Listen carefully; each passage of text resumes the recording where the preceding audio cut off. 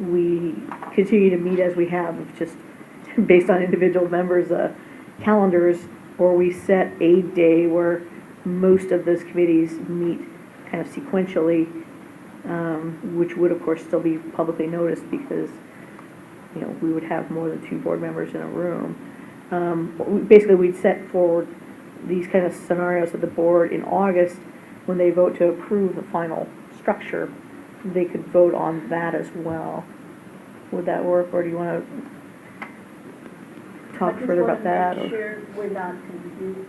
I believe legal said multiple board members could be in the room besides committee members if they only, I mean, please correct me if I'm wrong, but if they only comment during public.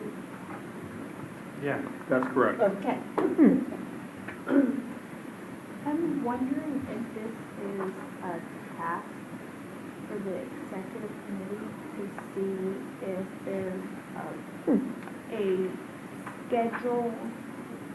For example, will the education committee meet on the same day as licensing? These two can meet, you know, a month before, and because I do think it's important to meet at least a month before the regular board meeting, but how the combination of meetings happen or what days. Is that what you were saying? It is, actually. Oh, okay. And they were saying that she would put together a kind of a format or a schedule so that you all would be able to see, we're thinking these committees on this date. But what I'm saying is a little different because I would love, like for our executive committee, to also have some input. So I'm just adding to what you. Oh, they see everything fall off, trust me. I think you're right. And so over the past year and a half, we've had multiple committees meet on the same day based on the calendaring, because the same member would be in town for one meeting, so why not have that second meeting as well? So we've been lucky, actually, a lot of times to be able to calendar it that way, but to do something, I think, a little bit more as a committee day, that we would have, say, education and licensing and outreach and this meet in one day. It's difficult, but not impossible, certainly. But if we're meeting quarterly and the committees are meeting about a month out from the quarterly board meeting, that I think is a given. But yeah, it's an interesting thing, and there are, of course, good and bad on both sides of that, because I love the idea of more board members being able to be kind of listening to the conversations, because that helps us at the board meeting itself, that you're already heard about this, so we're not taking as much time to do the background. So that is a really, really big plus in my book. But calendaring is a challenge for folks. So in other words, my suggestion is, if we are to take that model, and I think, you know, we have an executive committee meeting in July, you know, we could certainly kind of map out if that's even possible to do for the remainder of 2019. And then, you know, if we resolve to do that for 2020, we would probably want to, I think, just really set a calendar, if not at the November meeting, sooner. So our next steps are, we're going to clean this up. We'll come up with some kind of scheduling of what those meetings could look like. There will be some discussion on who's going to be on those subcommittees. The executive committee will look at the whole thing. Mm-hmm. Say, yeah, this is kind of what we're thinking. You all will get to see it. Say, yep, that's what we want. And then probably on an annual basis, we're going to look at each committee might look and say, is that still what we do? Is that still our purpose? Is that still our function? Do we still do the function we do? Sound doable? Sound good? Hungry? Good. All right. Well, thanks. You guys did good work. Good job, guys. So not a motion today. I guess we just finished, but one of the things that's so paramount here, in order for things to be posted, like the items, etc., there's a time frame that we don't set. The time frame is set by the law. Yeah, by law, it has to be in Mm-hmm. print or ready for print. At least 10 days. Okay, so Yeah. that is the answer to this. I mean, that's part of Part the of it. puzzle. A Mhm. puzzle to look at in response to when. Mm-hmm. So we will go on lunch Yep. and you will Closed be session. doing some work. Okay, so we should announce we're, So the board will be advancing. going into closed session briefly over lunch. So we will need to clear the room for non-board members. So, Madam Chair, can you announce it for purposes of? Not need to be agendized and made public or televised. The author of the bill felt that for the benefit of the public, it should be made public. He cited an example in the past about UC Regents, 2 members meeting and making decisions on that, and that the public expressed concern about not being privy to what was discussed, even though it was a committee meeting. So this author seeks to pass legislation so that 2 or more members would, under the Bagley-King Act, would constitute a meeting and should be publicized. So the staff had expressed the concern of the costs involved in making all these meetings public. We discussed, well, are there ways in which we could do that so that it wouldn't cost so much? Similar to what we discussed earlier today about having meetings maybe all on the same day or very close together, so it wouldn't cost as much. Members are already here. Also, whether we could do Skype or some other televised technical way of meeting so that it would be available for the sake of transparency. But again, so cost was weighed against making it available to the public. So ultimately, the committee was not able to reach a unanimous decision on it, and we wanted, or at least one of the members wanted more board input on how they felt about being televised in the smaller committee meetings. I know that in the executive committee, we discussed it, and I know that we, in execs, would recommend a support on it. No. Opposed. Opposed. I'm confused. Not We want to not support the bill. Go ahead, please. Oh, my And head is very confused. Because right of now. cost, Because of cost.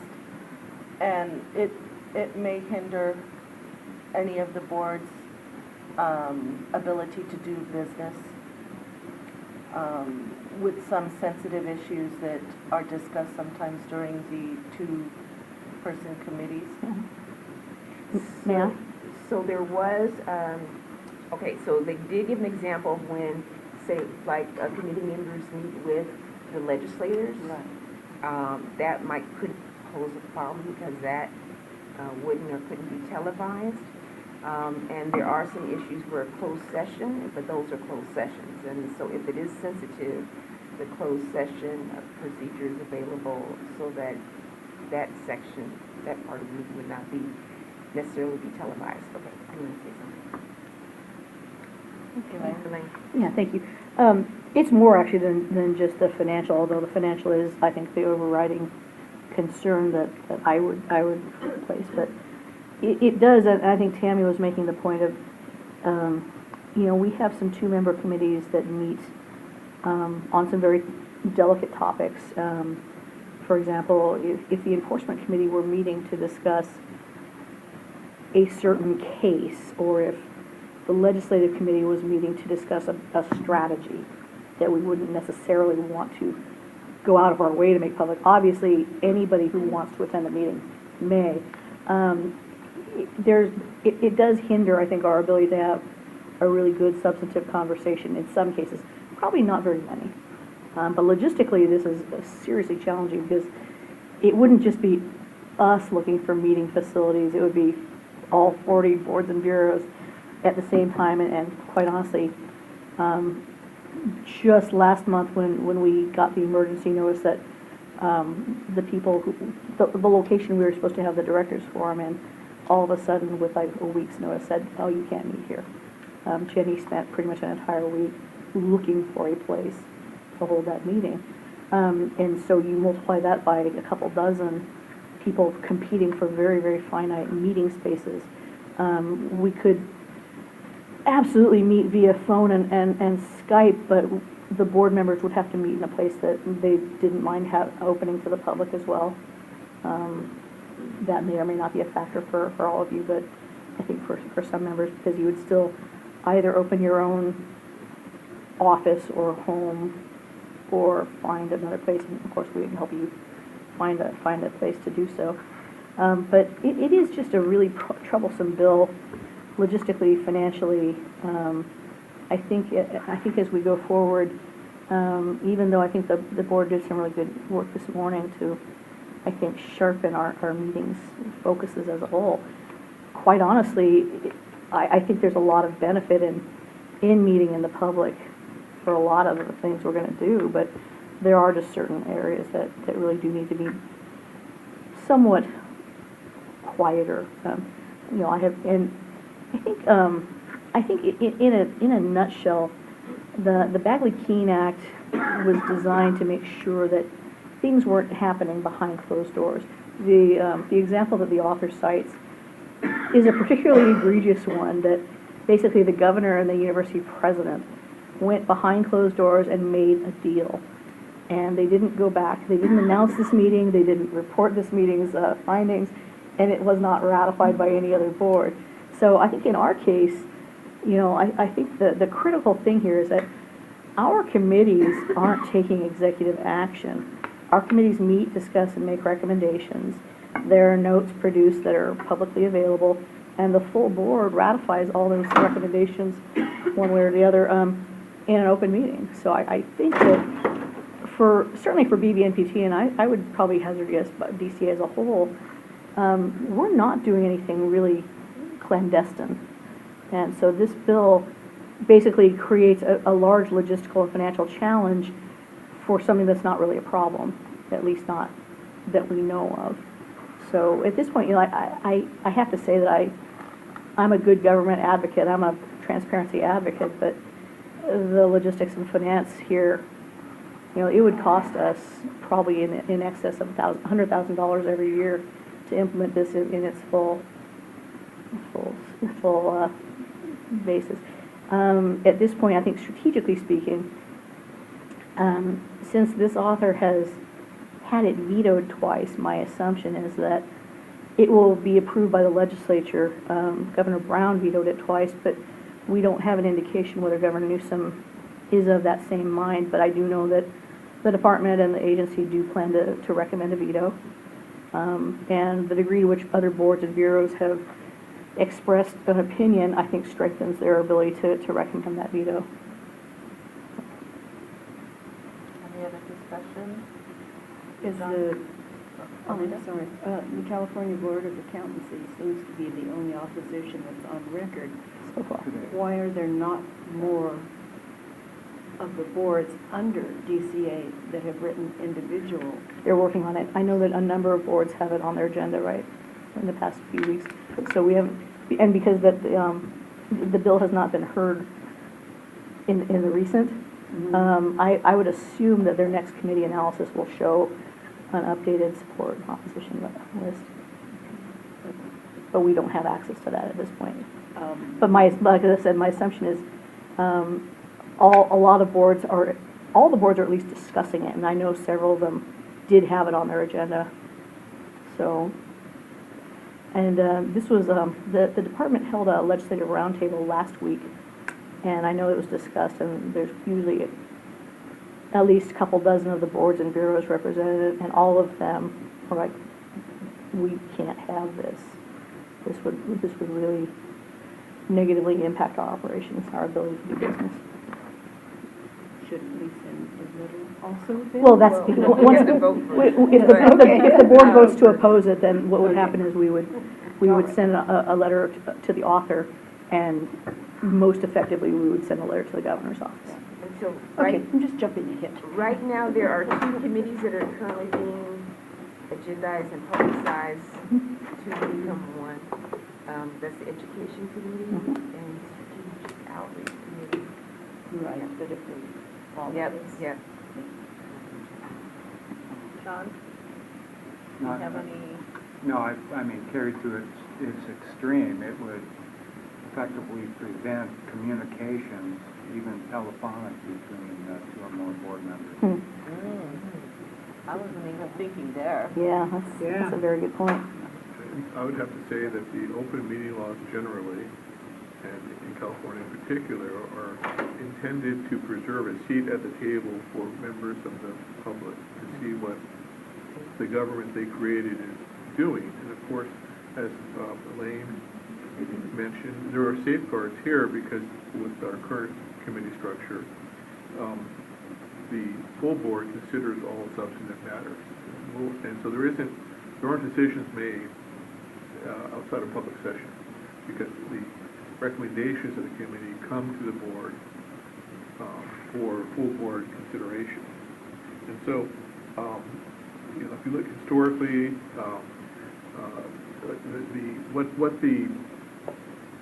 what it's trying to cure isn't necessarily a problem, and it does threaten operationally to be difficult to implement. And I think I may have noted this during the executive committee meeting. You've heard it already, forgive me, but Patrick Henry was an early advocate of open government.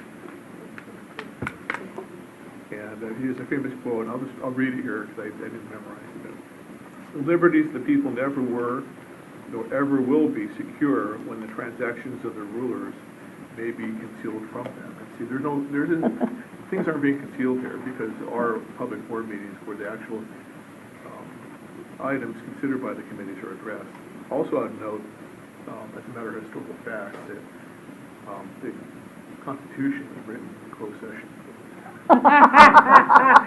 And so it would be very difficult to draft something that significant during the course of a public meeting.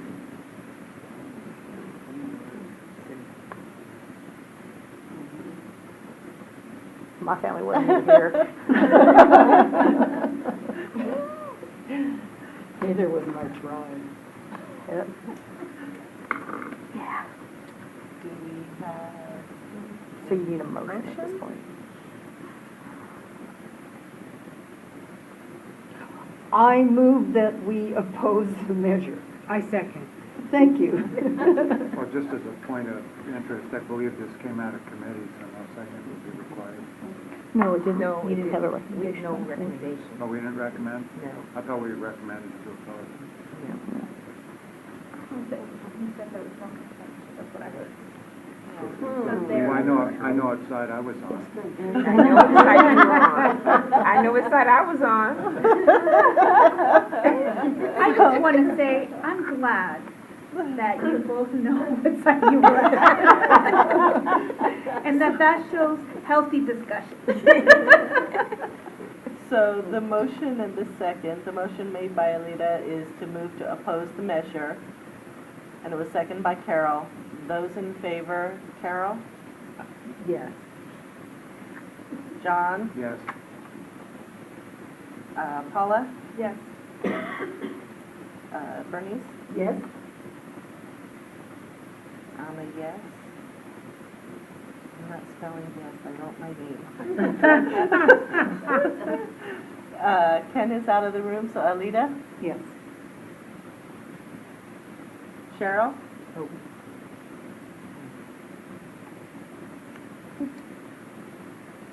Motion carries. As a follow-up, Madam President, might we direct EO to send a letter of opposition to Assembly Speaker and Government Organization Chair? And let DCA know, Yes, please. Do you send one to the author? Pardon me? To the absolutely. author?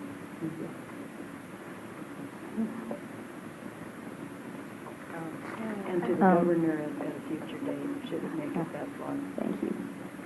Just about past that. Good. Any other things that came out of?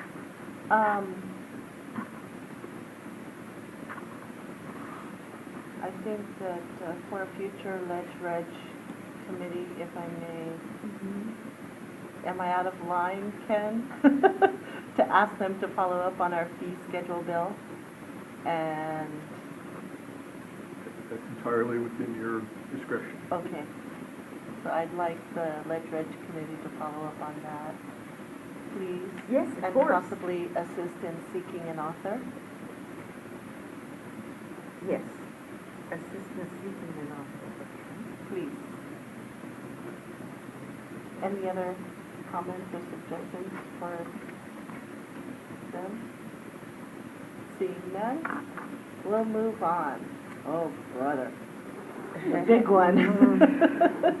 We are on agenda item 6, unfinished business from May 2019 board meeting. Discussion and possible action for board administration manual, A, the salary per diem policy and expense reporting forms. And our one committee member is out of the room right now. Elaine, did you follow up with Mrs. Norton? Donna? Yeah, a bit. I wasn't able to follow up after the exec meeting, but I'd had quite a few conversations with her leading up between the February meeting and now. In a nutshell, you know, we had a lot of conversations about the multifaceted issues in the salary per diem matter. One, I think, being can travel time be claimed as time worked? After a lot of research, our, of course, council has provided, I think, a very good summation of existing state policy, a DCA-specific policy, that it was very, very clearly stated that travel time was not counted as salary per diem time. When you're accounting for your travel time in terms of your travel reimbursements, yes, you do start the clock when you leave the door and when you return, but that's not the exact time worked under the existing policy. So that issue, and after a good amount of conversation, I think Donna doesn't necessarily like that policy, but had to conclude that should the board choose to diverge from that policy, it would be a very politically precarious position to take, especially as we move into sunset. And she didn't feel that it was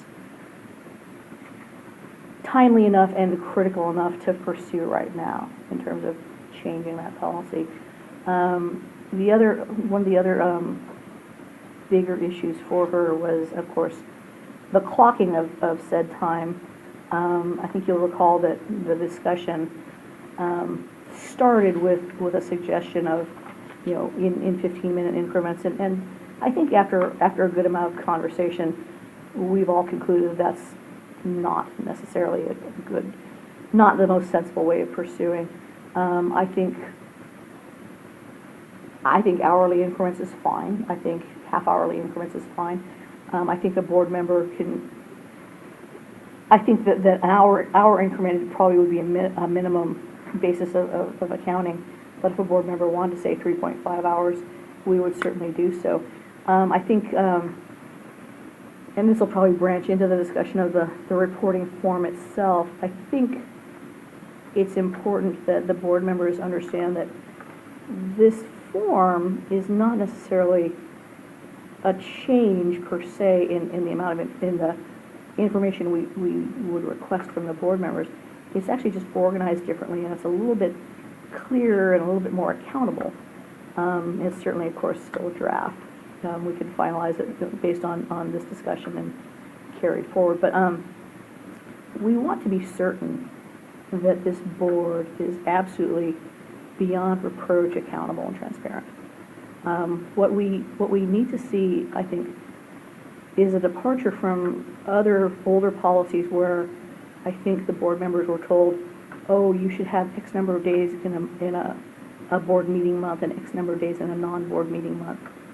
That, I think, existed in a different world of operation. It was not exact and in some cases not accurate. But also the fact that in that environment, the committees were not nearly as active as they are now, which meant that actually, I think a whole lot of the board members, that would undercut the amount of time that they are actually serving. So, truthfully, the most important thing here is that we have a very, very honest, very, very transparent, very, very accurate portrayal of what the board members are contributing. And what we certainly don't want to do is shortchange the board members. We certainly don't want them curtailing activities because they feel like, well, that was the whistle, and I'm done for the month. What we want to do is make sure that even though we do need you to do these forms for every month, there would be carryover, so that, for example, Alita, if you put in 19 hours in a month, what we would do is we would process the 16 hours as 2 full days, and then we'd carry that 3 hours over to the following month. And so even if you filed your paperwork every month, the staff would be carrying the balance. But if you were like some board members who filed a couple of months at a time, it would work out on the balance. So, as I said, we would account for every hour that you reported. It's just maybe not in that one same check. Sounds like a bookkeeping nightmare. It does, but you know what? It does, but it's not as well. It's not certainly as bad as going through an audit would be. But also, I think it's worth it. I think that kind of level of transparency is worth it. Okay, well, it does have a difference in that number of cases reviewed is not required on the current. Not that I have any problem with that. I mean, I can certainly count. So that is something that you've added that isn't on the current statement. And if you don't want to report that, that's fine too. But no, we had added that. We had added that, I think, to get, I think, a better indication of the kind of work going on. Because I think if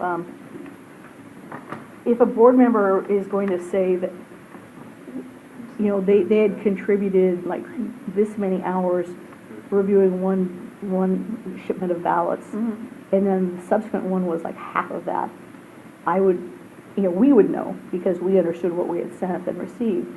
But if the governor's office or a legislator said, how come this is so much more, we would be able to point to the fact that they looked at 3 times as many cases in this ballot than in this one, and that accounts for the difference in the amount of time. Yeah, like I said, I have no problem with that. But And actually, we would know how much of that, and we would be able to forward that as well.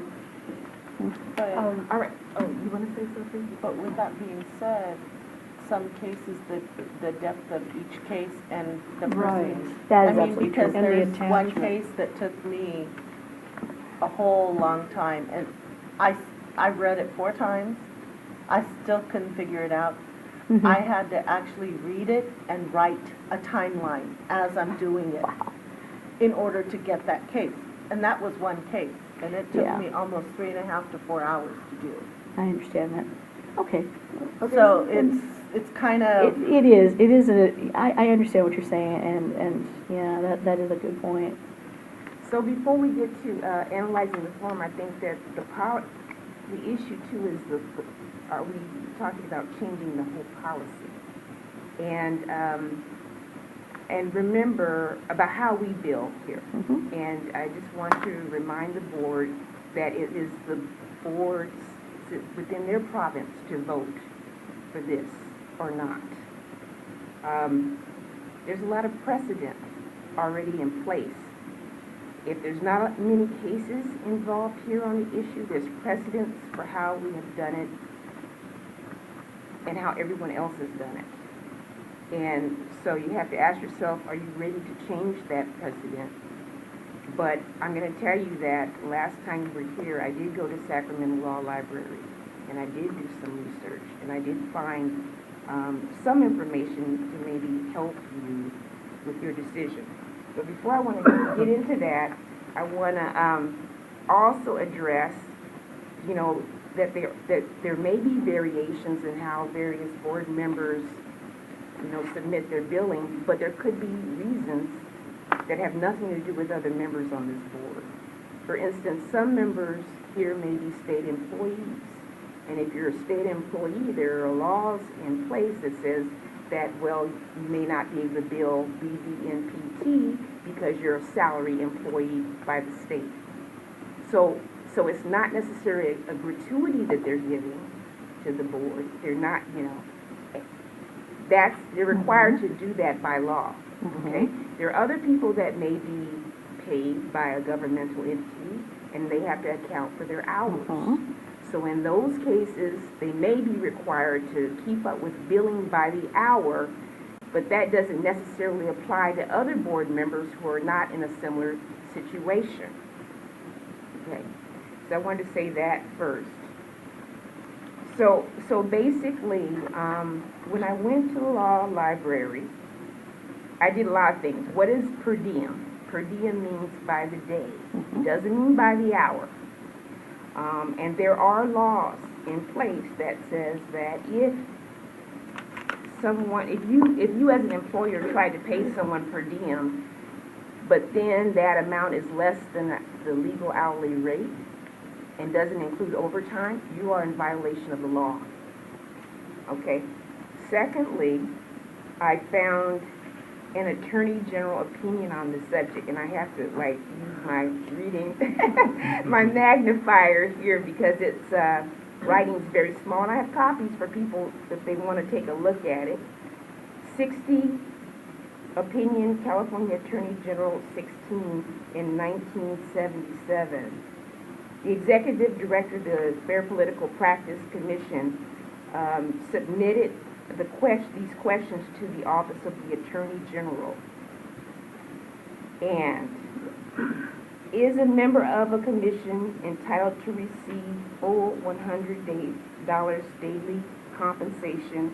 A, if the meeting or hearing lasts only part of the day. B, if the member of the commission attends only part of the meeting.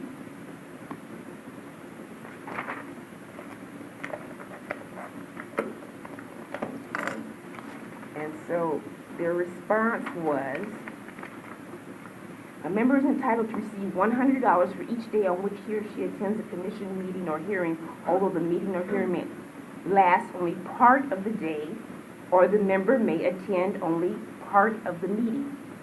Okay? So in other words, even if the meeting only lasts 2 hours, we're entitled to the full $100 per day.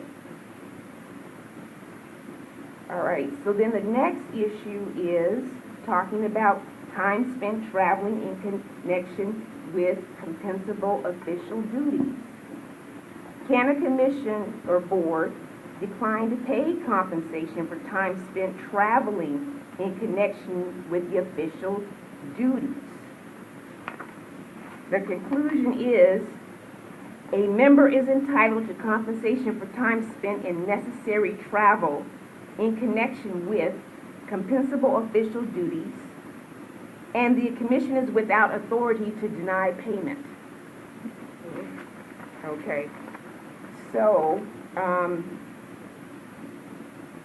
members of the commission may receive compensation for attendance at and travel to and from meetings and hearings of the commission. So what I would like to do is, whoever would like a copy of this, okay, I highlighted it, and I had counsel. Does it say anything about the time working on documentation, or? Oh, yeah, I can go into that too. Well, that's the one I'm curious about. Okay, let me see, but I didn't highlight that part. Is a member of the commission entitled to receive compensation for time spent preparing for meetings and hearings described? For time spent preparing for and engaging in other activities performed at the request of the chairman or executive director. No, we already did compensate for that. Okay, let's see. I think more so, correct me if I'm wrong, you're Uh-huh. talking about the mail ballots. Talk about mail ballots. Mail ballots, Yeah. yeah, everything, because that's, Yeah, we yes. do compensate for that. Yeah, let's see. If officially adopted policy of the commission authorizes it, which it currently does, a member is entitled to compensation for preparation for meetings and hearings. Does that We do compensate for answer that. your, oh, Does it specify the rate, Mr. Aaron? it's all talking about $100 per day. Let me pass this down. Oh, sure. If you have multiples, just pass them on. I bring my reading glasses. Oh, okay. Love to take that. So, Ms. Turner, am I to understand that the per diem rate has not changed since at least 1977? That's correct. That's correct. Wow. Well, it's not quite half a century, so. Yeah.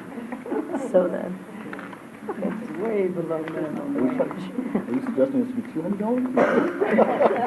you're gonna have to take that one. Okay. So at the beginning, there was a discussion of, kind of like unsaid, policies or unwritten policies, like, is it acknowledged or expected or recommended to have X number of days per month? Like, I've been on here since July 2017. No one has ever told me what is that unsaid number of, the usual suspect hours that you're supposed, or days that you're supposed to put, like, time in, or days you're supposed to put work in. I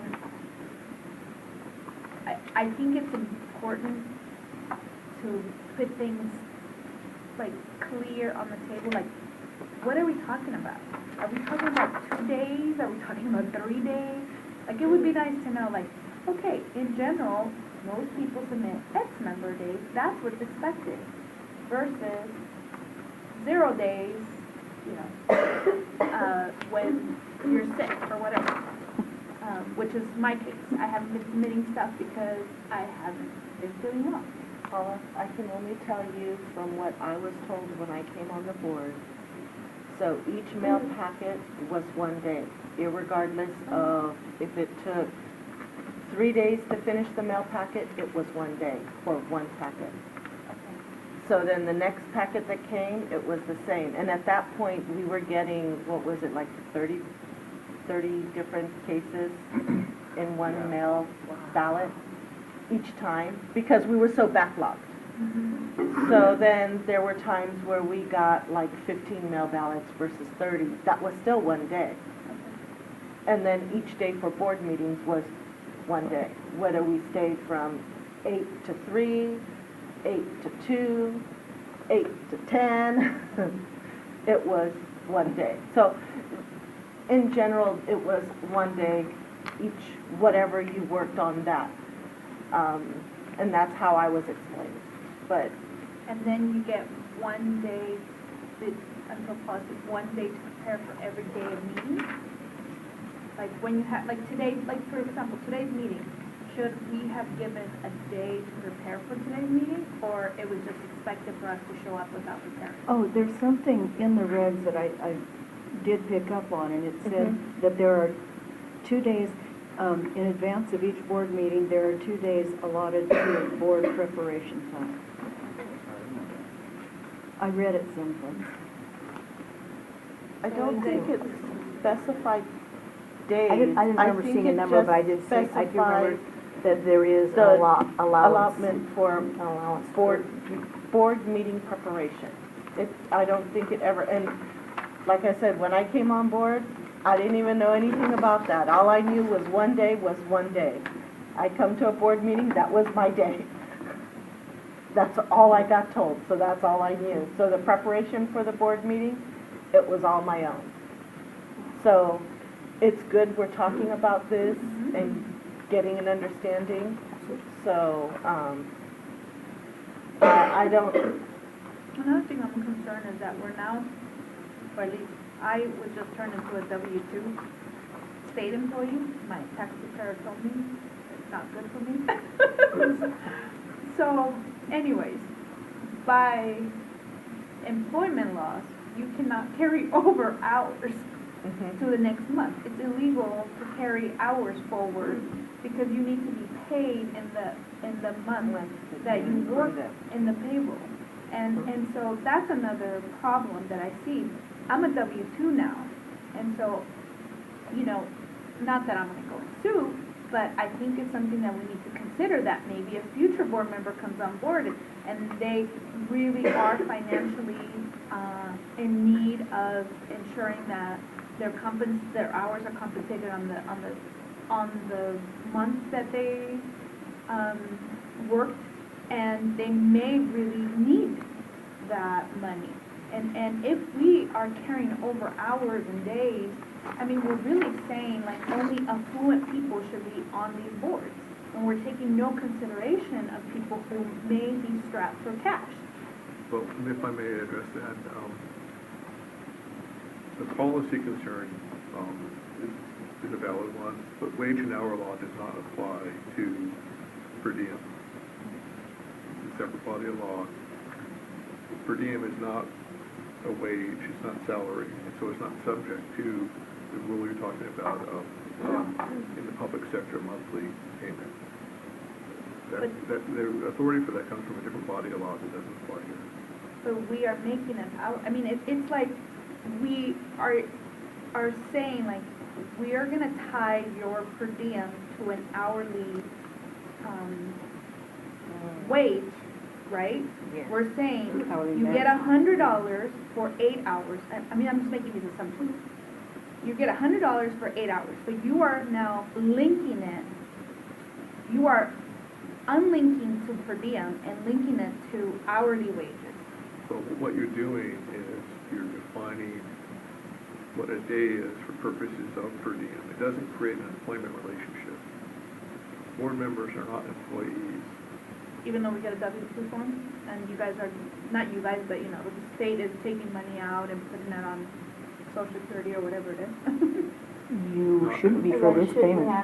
You shouldn't be for this payment. Yeah, I don't get, if I submit $100 of per diem, I get like $90 because That's they're not correct. withdrawing. Observation. There was on and off, what, all I can assume was misinformation about how to get each new board member into the system. And I can recall having been asked to do the same paperwork and bringing up to question, no one should be doing that. It is a different form. Of course, you will get something at the end of the year, but not the traditional employee form of wages. No. So, If anything, I don't know, and I think that had something to do with the information and how training occurred within the unit. I don't think anyone did it deliberately or out of, I think it was misinformation, and it has happened for a number of years.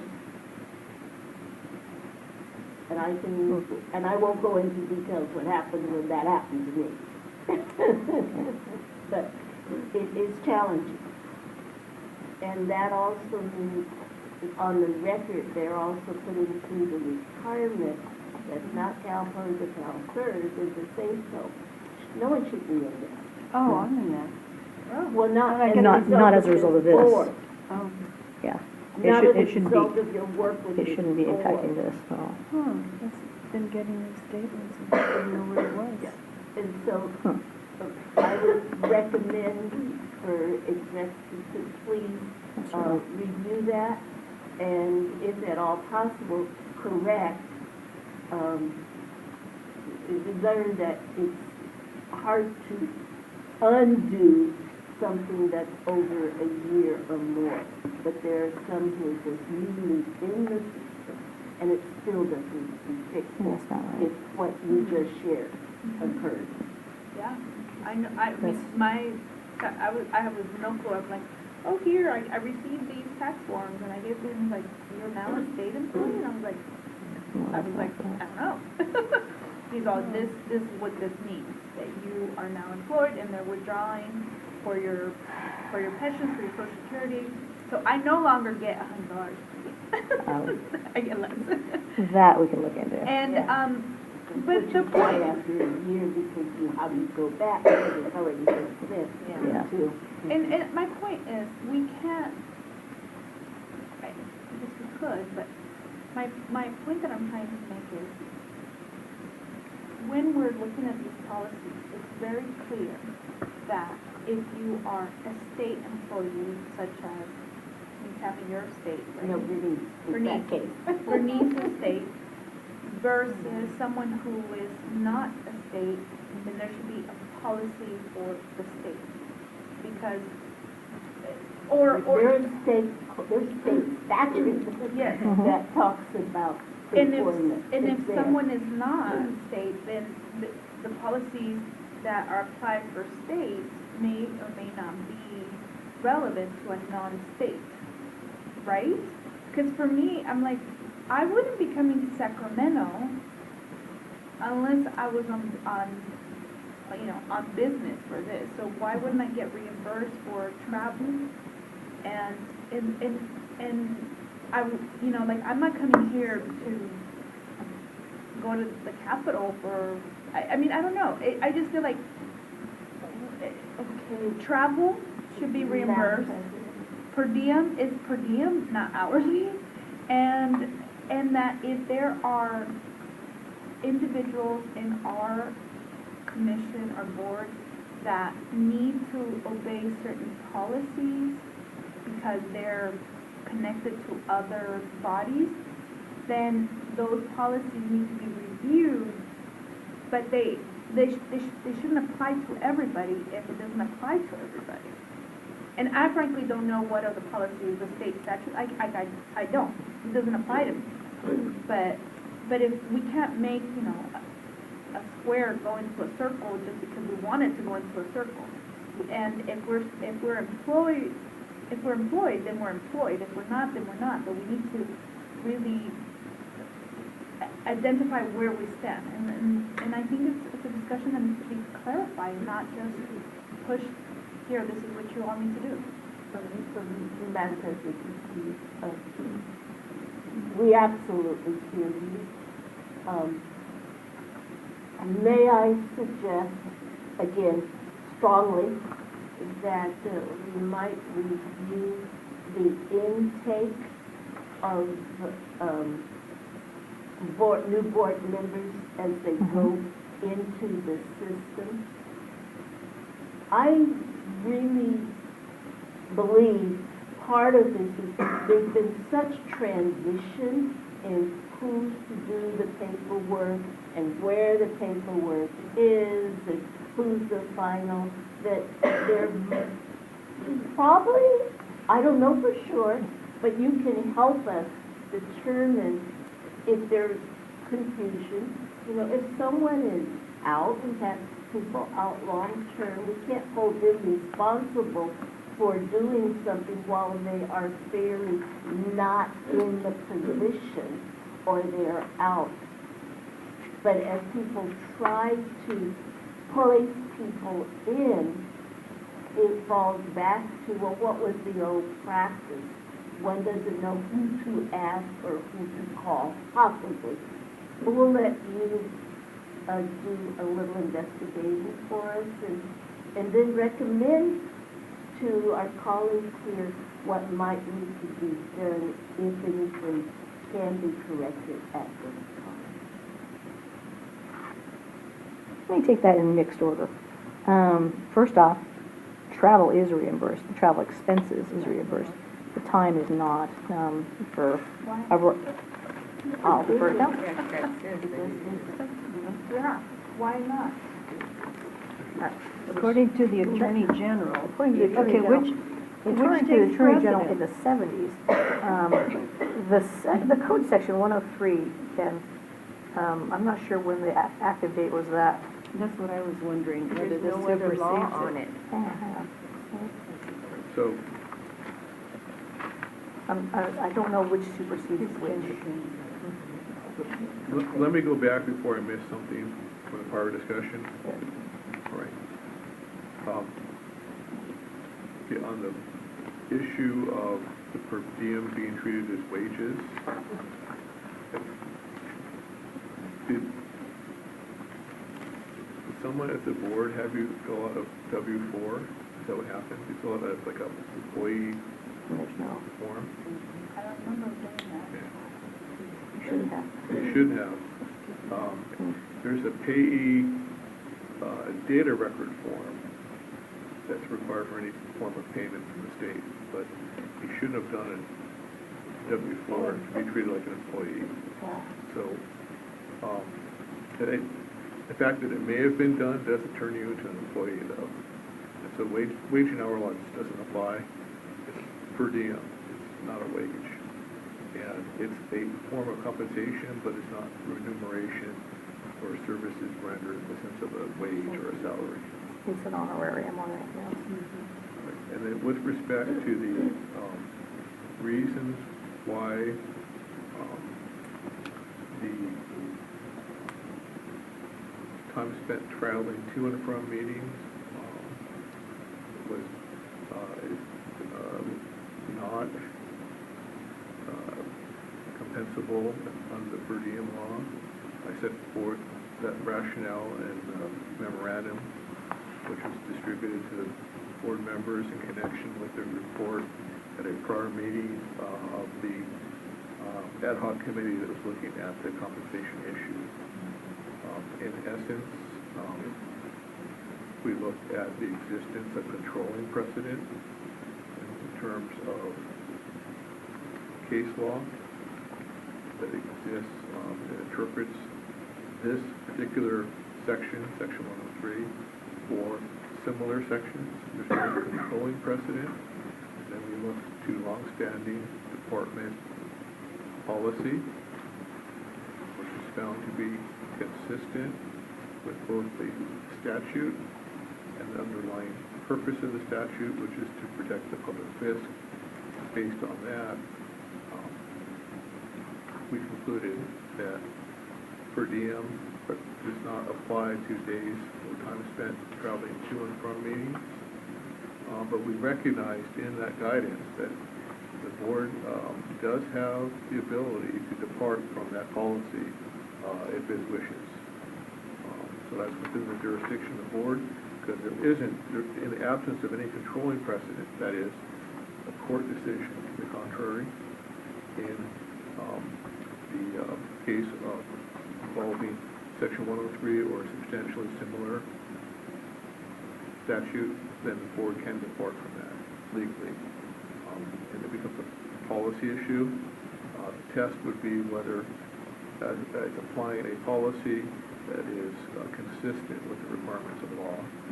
And I think reasonable minds could differ as to this issue. So I think that it would be something the board could do, although it would be departing from long-standing department policy. It wouldn't require a regulatory act. Now, it wouldn't require a regulation, but it would be, it could be subject to challenge, but I don't think it would necessarily require a regulation, because what we're talking about here is administrative procedures that relate to board members themselves. And I think that the policy provision and the administrative manual will be sufficient. Okay. I want to also point out that I don't know who's the longest serving member on the board here, but I think you're under the old, the way we had done it before. I don't believe that anyone from the controller, from the treasurer's office, anyone like that from accounting has ever approached you and said you're not entitled to your per diem. And we want to see the hours that you work, and you're required to work a minimum of 8 hours. And, oh, by the way, if you exceed 8 hours, we write that off and carry it over to another time period. If you have, let us know. Like I said, it was one day is one day. You did your mail ballots. If it took you 3 days to do it, it was one day. So, that's the way I was explained, that's the way I've always done it. If we did a special board meeting, and so I drive from my house to like 30 minutes to go to Bureau of Automotive Repair, because we have to have open meetings. I can tell you that I initially tried to say, oh, we're calling in, can I just call in from work? They said no, because public needs to be able to access the meeting. I said, oh, well, I guess that Not your work anyway. doesn't count, but, so we did a special telephone meeting, and it lasted 3 hours. That was one day. But then, on the other hand, we did board meetings, and generally, all of the days that we did board meetings, we didn't really finish until, I think the earliest time we finished one time was 7. 10 hours. So, that was one day. So, I mean, it kind of washed out in the end by the time you were all said and done. The day that you worked 4 hours and the day that you worked 10 hours, you combine it, it's ultimately your per diem is 2 days. So, one day is one day, that's all I knew. Well, none of the rest of us have been doing it that way because we didn't fall under the old, you know?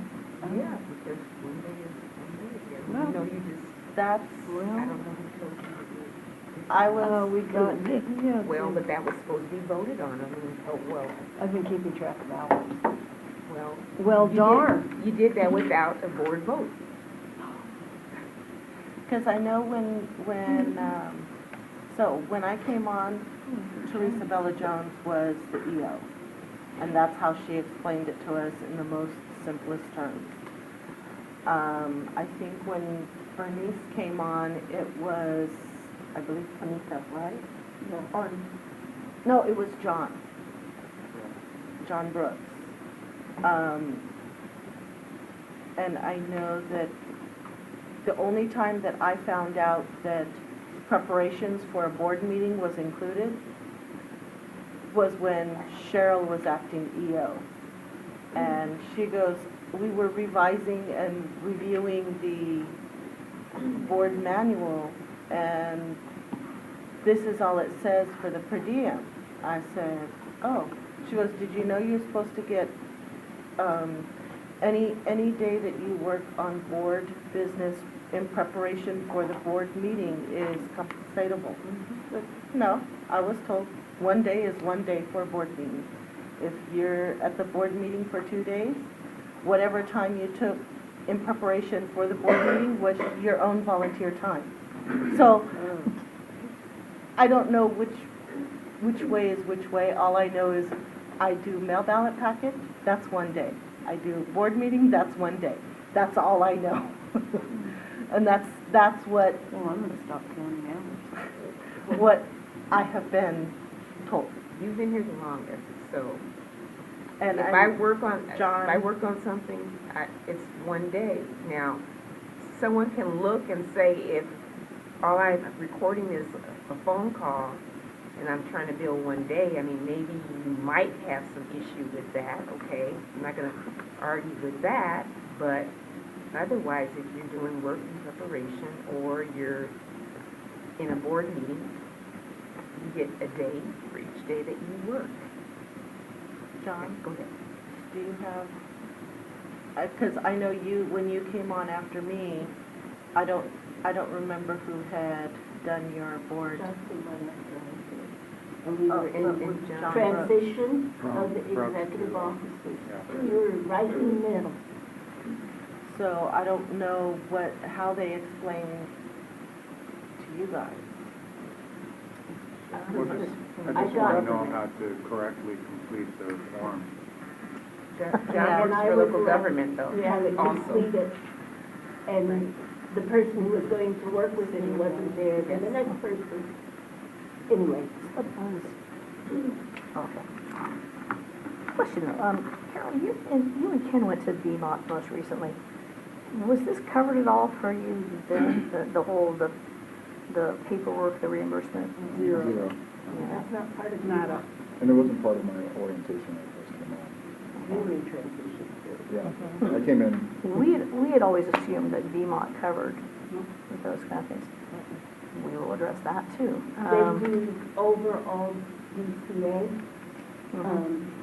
which is the department, it's an overview, plus there's, correct me if I'm wrong, 'cause it could have changed, but then some orientation, so you have a sense of how it works just from board appointment in general across all California boards.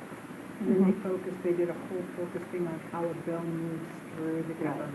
I have a It's question. really interesting. Could we have the DCA staff actually address maybe how this is done across the other? Sure, and, sorry, I missed that earlier the conversation, but I was watching the WhatsApp.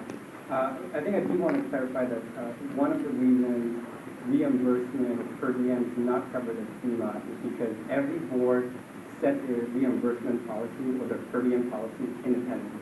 So every board has an administrative procedures manual, and in that administrative procedures manual, they define per diem.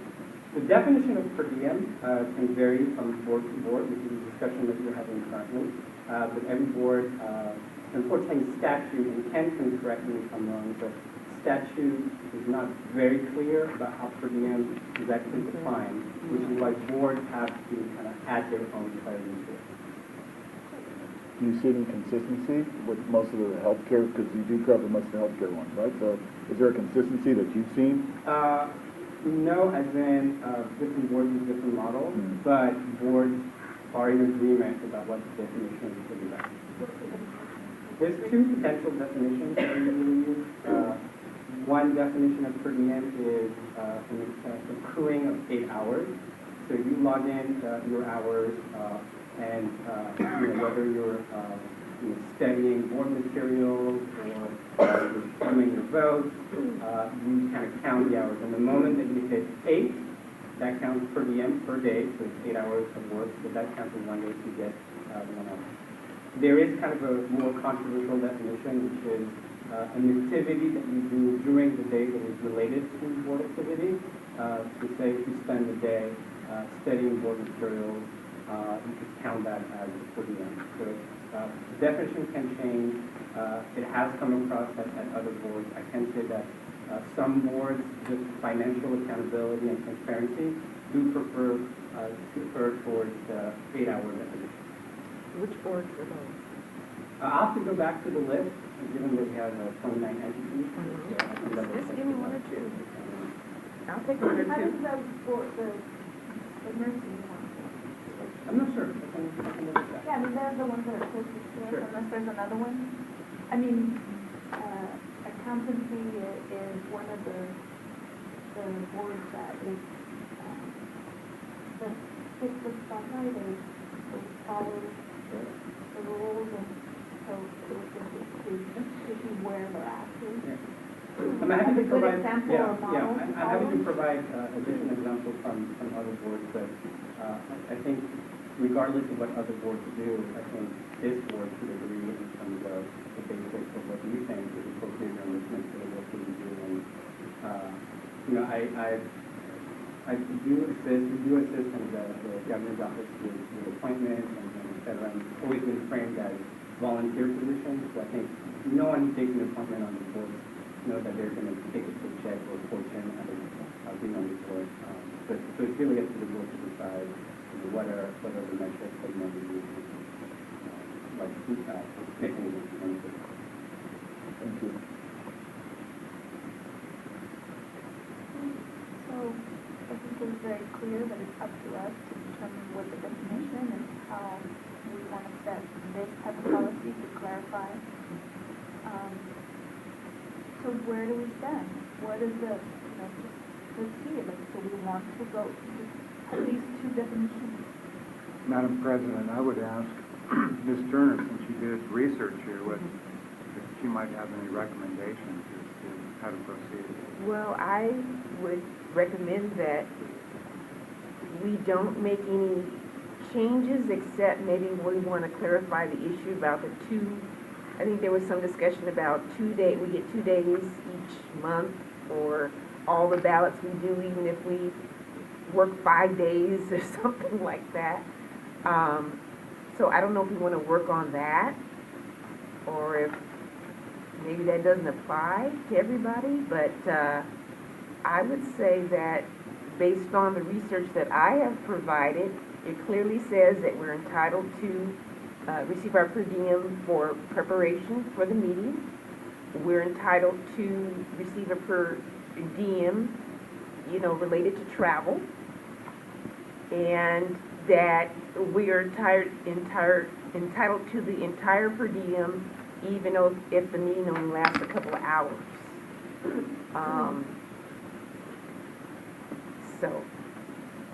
And I've already talked about wage and hour law. Tim, do you have any comments as being the second part of the team? I don't think I share what the other part of the team would probably say today, but I'm of the mindset of the first option that was just presented to us by DCA, up to 8 hours. I believe that is what, I think that's, as a volunteer board, that is something that we should all be focused on, because that is what we are. We are not here to go get paid. This is volunteer effort, and yet if we spend time on work that is for the board, then we should get paid for that. But I don't believe that we should just be getting paid because we travel. So we are, in a sense, a volunteer board, but a part of that volunteerism was that all the boards and commissioners who don't receive a salary, because there are some that could receive $100,000, $50,000, which we don't. Ours is $100 a day. Whereas in real life, you'd be getting $100 an hour. More. Many more. Many more. More times that Yes. per hour. Right. I just think there has to be transparency when it comes to these things, and I think that we live in a time where we need to take action around this topic, and I just feel more comfortable with the 8 hours versus what you just suggested. That's just my personal opinion. Nobody is asking us for transparency, except for the people in this room. Certain people in the room are asking for transparency about $100. When we leave our jobs to come up here to provide a service, if there was a question about whether $100 is reasonable, there would be some statute that would say, well, now it's 50 or now it's 0. The City of Los Angeles at times says, now it's 0. So, but that's not the policy here. That's not the law here. It's $100 a day. I think it's based on the interpretation of how you read per diem, and I think that it might be of your mind, your interpretation that it's $100 regardless of what the function is. And this Attorney General of the state of California at the time. But again, that's his opinion. But it's up to our interpretation as a board, right? At the end of the day.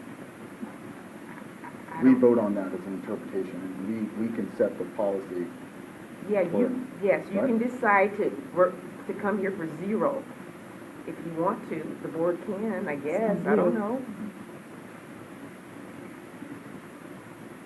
Madam President, if I may, I believe that you and the Vice President had suggested a bit ago that we provide, I think, a little bit more of a analysis and some options to move forward. Yeah, that was supposed to come from the committee. Right. I think that And the Donna committee had- actually provided some commentary, but not a specific analysis and recommendation. The committee of one at the time. Yeah, actually. Go ahead. Just listening. And I don't, at least not during my time on the board, have we analyzed how this has been stated or reinterpreted or changed through the various renditions of the board's policy manual. And where else, I mean, of any other places, given our discussion, where else should there be consistency about what the current, at that time, practice was, since it is within the purview of the board to make recommendations and decisions about it. And it should go in a policy manual. As my colleague here said, when we initially, she and I initially were elected president, vice president, the acting EO at that time said, you know, it might be necessary, we should look at, and it seemed like that was the first time in a long time that an executive committee had even looked at the policy manual. And there was, I mean, that's not the only surprise that was there. But if that was defined there, and that's from what we were working, we probably need to have a sense of what was the lay of the land. And then, of course, back to the confusion, and I don't think it's, well, just the lack of knowing what to do, the fact that that's how decisions are made about the per diem, et cetera, keeping records, then how is staff supposed to know what's what at the time when there's a change in EOs, and there's another change in EOs, as well as change in other staff managers. We've had historically a lot of change in most recent years, which I'm not saying it's an excuse, but it does explain some of the confusion.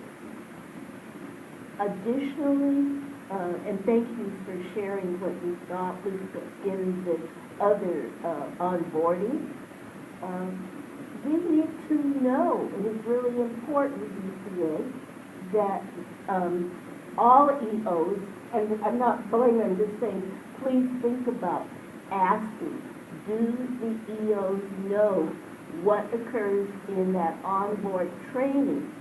So for the particular board, in this case, our board, we aren't missing giving new board members information that's vital to their functioning.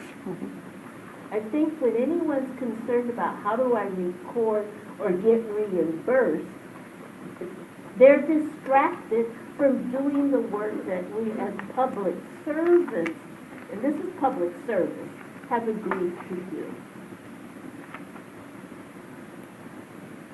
That's all I have to say for this moment. Okay, so I have another, something, a code section, for the Commission for Food and Agriculture for the state of California.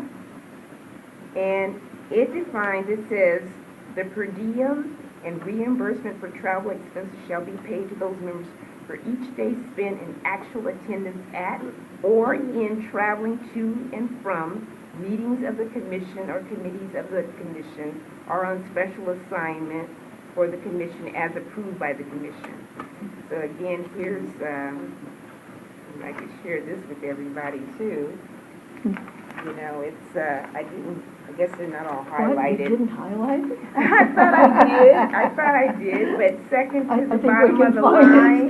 Can I just say thank you for doing all the research? That's But- how passionate I am that's a lot of about work. it. That's what. Well, I like this language. I'd love to see it incorporated into our guidelines. I mean, I think that we need to respect all the work that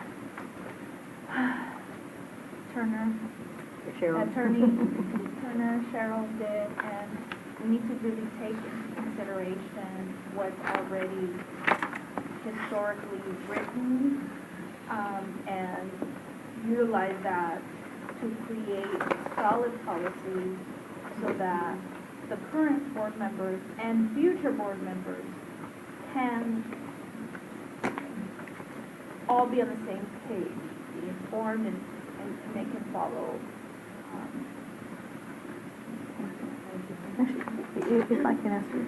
They can follow this law, or this recommendation. Do you think that this language is clearer and more definitive than section 103? Because I read it almost exactly the same. Well, here the legislature expressly provided that travel time is reimbursable, which it could have done in section 103, but for whatever reason did not do. In addition, section 103 does have an important distinction with the government code section that was at issue in the Attorney General opinion, and that is that it did not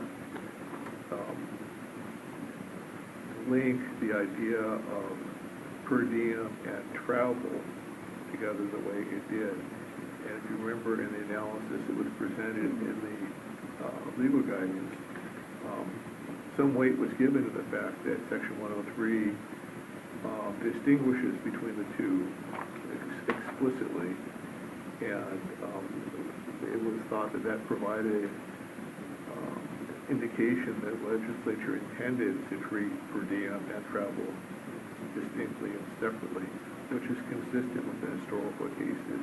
And how they're processed. Yeah, and how they're processed. But here with the, there's an express provision in Food and Agricultural Code section 78239 that expressly provides for per diem for travel. That's absent in section 103. And so while there's thrusts and parries in every in analyzing and comparing these code sections, I would think that one argument, a salient argument to be made that here the legislature did that expressly, but knew how to do it when it wanted to, and arguably it could have done it in section 103 and didn't, so therefore did not intend for that to be the ruling. But going back to the premise, though, that it is up to the board to establish its policy. Pardon me? It's up to the board to establish I its. thought there was. I just Somebody made a commented smart that all remark. legislatures are not the same. The group that enacted this may not have been as painstaking as the legislators who enacted this with its specific language. Right, and the point being is that what happens in the B&P code is not necessarily happening in the Food and Ag code. True. And there's probably the ability to challenge in court that a more recent statute in the Food and Ag codes could supersede something that's in the B&P code? Not Or- supersede, but to provide Or guidance. provide guidance, thank you, if that would work. So if that went to court, for example,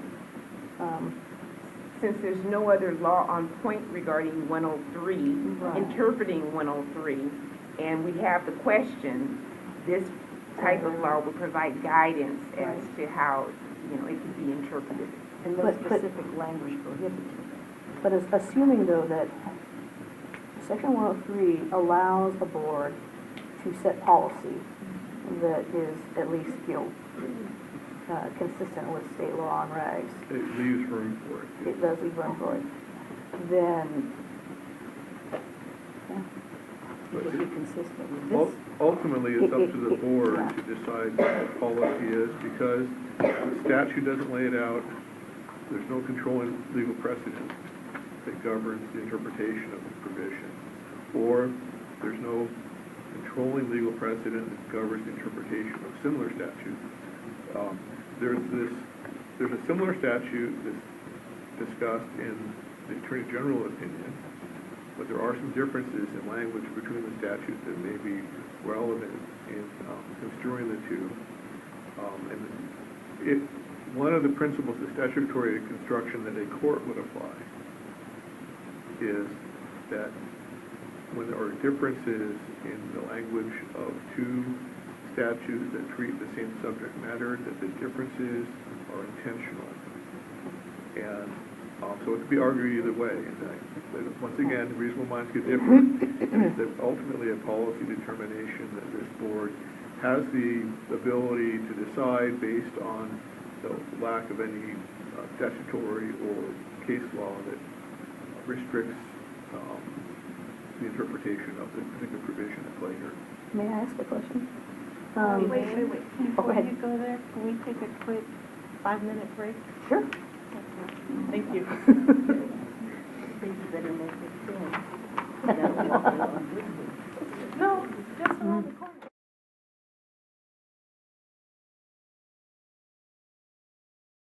We'll just stepped out for a second. Okay, we're back from a short break. Oh, Wonderful, thanks. so Elaine, you were going to I had start? I had a question for council too, so I'm gonna have to wait for that part.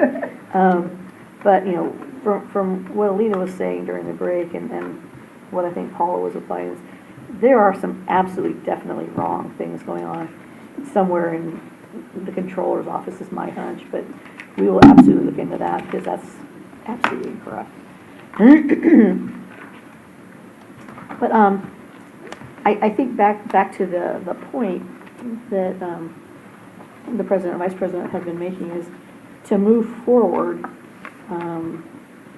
The board is absolutely empowered to craft its own policy and implement its own policy. And I think, Bernice, to your point, yeah, having a set policy in an admin manual allows the board to have that kind of consistency, you know, when leadership changes. And, you know, so when we worked on drafting the updates for the administrative manual that we've submitted to you for consideration, really the only iteration we could find was, I believe, dated 2015. Before that, we didn't see anything, and after that, we didn't see anything. So even though we didn't actually change a whole lot of things, besides the, and really just, we updated a couple of things, we rearranged a few things, and in this case, the salary per diem thing, we just wanted to try and sharpen the accountability functions more than anything else. Generally speaking, the admin manuals, since it's based on code and reg, that's stayed the same. And the flaw here has been the fact that you're right, that board members have not had a thorough and consistent orientation and training. Now, we can only address that by having more regular training or something. I know that, you know, Carol and I have been talking about putting together a day or so training with her at the office for her to have that in-depth discussion with the staff based on those operational chunks, and which we tried to provide for Paul and Paula last summer.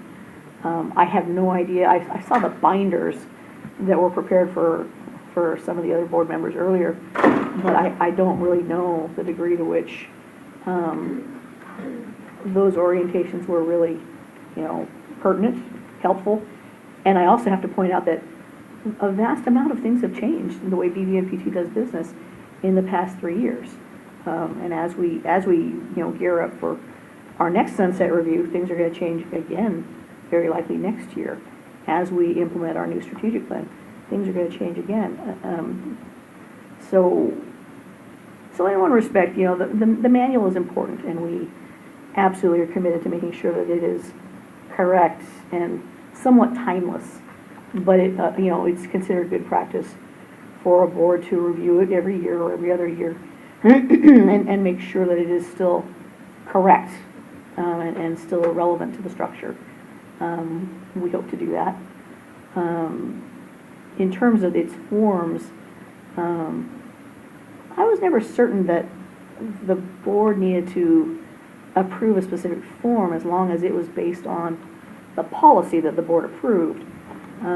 So that if the policy says this is the information that should be reported, that the form is really just the enactment of that policy. So there's that, which is why, you know, when we took the past year or so that we've kind of tried to fix the forms that we did ask some board members to try and use, and thank you for doing so. I tried. And, you know, but the thing is that you're right, because the prior forms were never very clearly put forward, and certainly probably not explained well.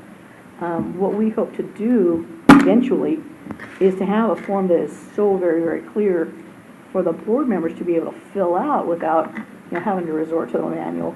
But also, it has to be able to withstand a very, very cursory or a very, very detailed scrutiny from the legislature, from the governor's office, from the public, from the media, which is why our overwhelming concern, because this board in particular is in such a precarious and very, very highly scrutinized position, we feel like erring on the side of caution and transparency is a very, very practical thing right now.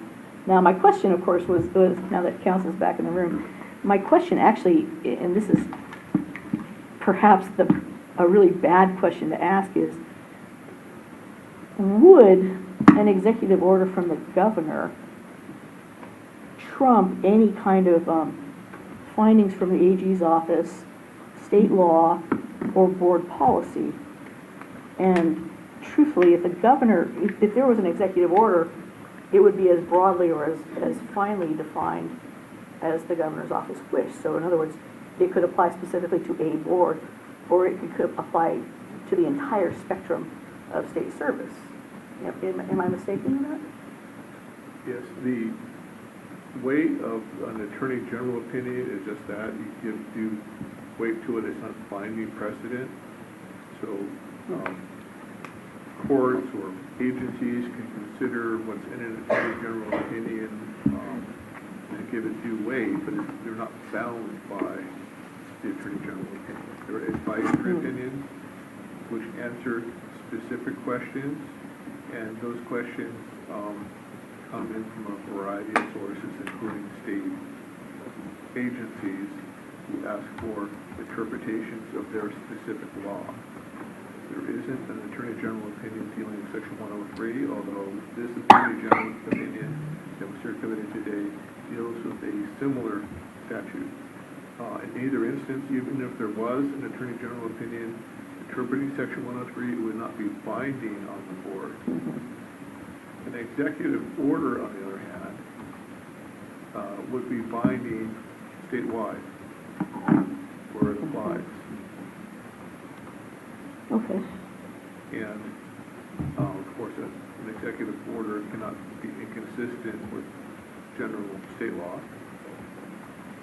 And so, if there's a legislative enactment, you know, an executive order can override that, for instance. And the board would be bound by what's in an executive order, just as it would be bound by something that's in statute. But it would not be bound by something that's in the attorney general opinion. So the board could depart from or accept what's in the attorney general opinion. Okay, that makes sense. Thank you. So, recommended path forward then, we can work on policy alternatives. We can, of course, consult with the department to, I think, get a more detailed inventory, I think, of practices at other boards.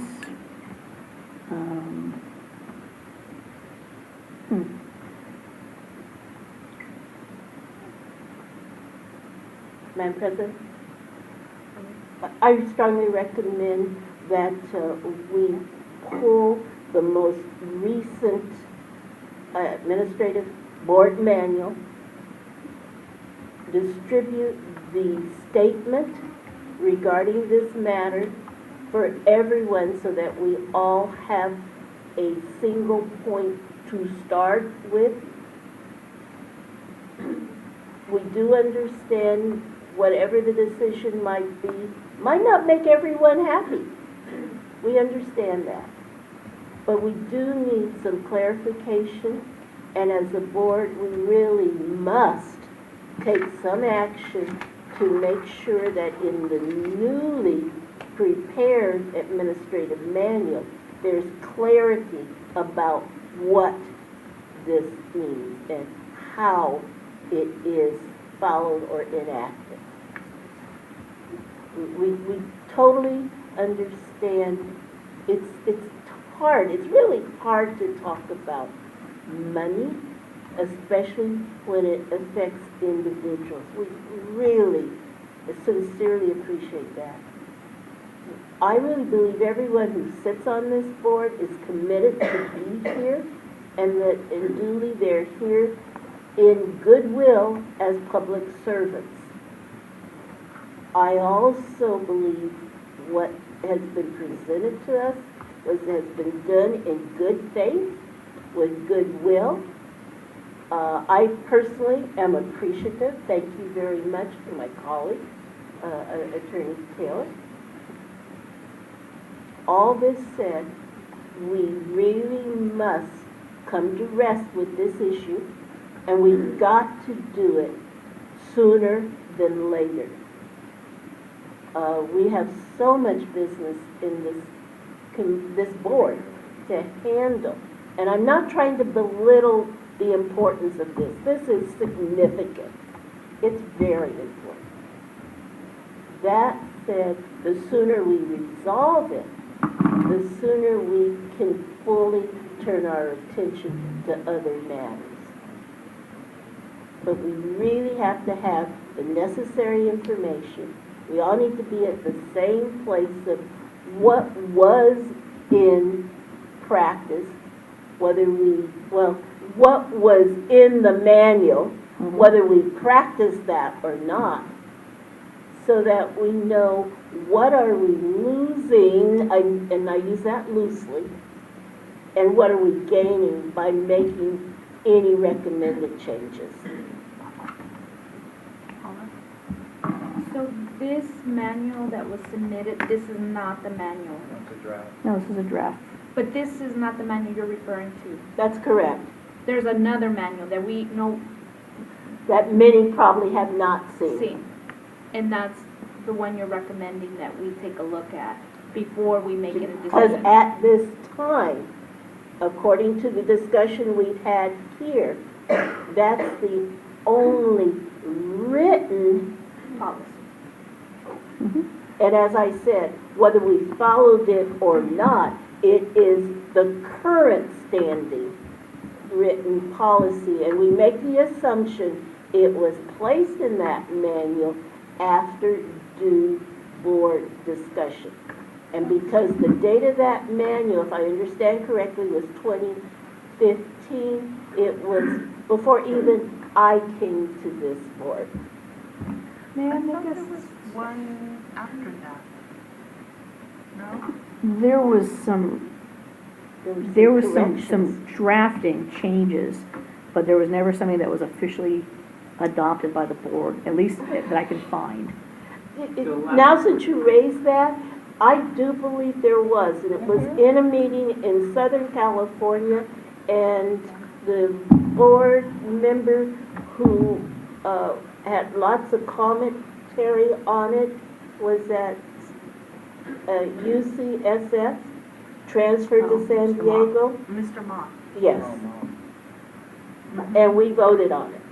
Let me go back and check on So I that. think there was one, that's why I said, I think there was one after that, because that was when Cheryl was looking at it and we had updated it at that time. The acting EO at that time.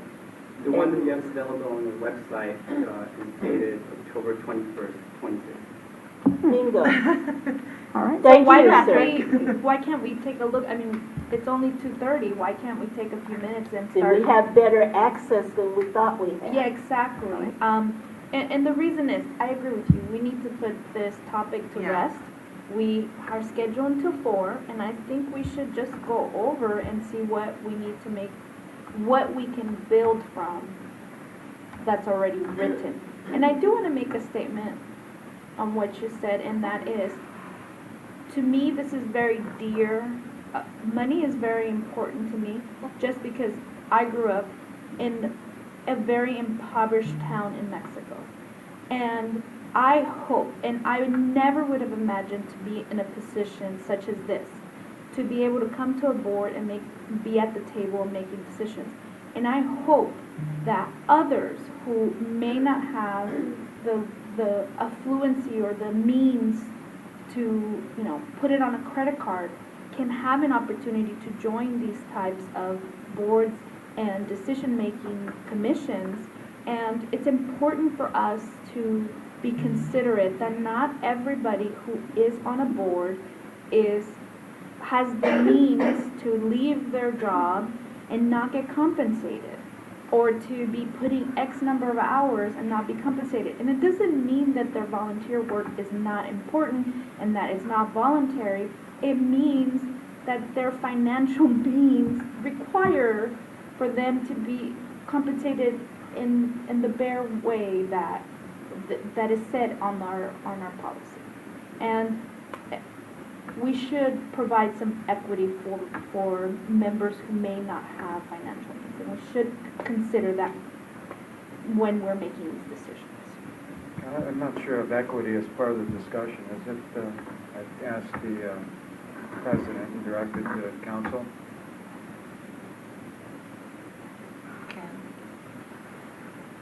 Well, we're dealing here with issues of law, so that we're really interpreting or providing an interpretation of law. So equitable principles don't necessarily apply to the analysis of a law, although in the development of policy that might underlie interpretation, I suppose that equitable principles could be taken into consideration.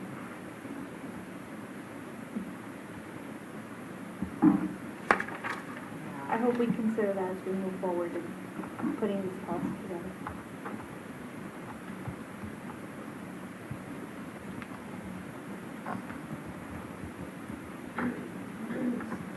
To help us move on, could everyone get online to get to that document? I just forwarded it to Elaine.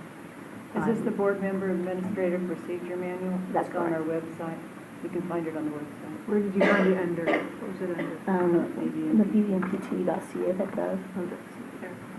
Yeah, so once you're on the website, on the right-hand page, you have forms and publications. Just click on that. Now everybody's. Thank you. And under publications, you should see board member administrative procedure. That's correct.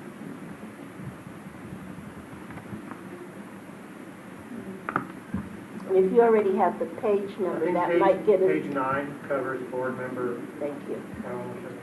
Oh, page 5, I apologize. Yeah. Of the manual itself. Yes. Yes. Page 5 covers travel and per diem. Yeah, so forms and clubs. Oh, nice. Still the same student.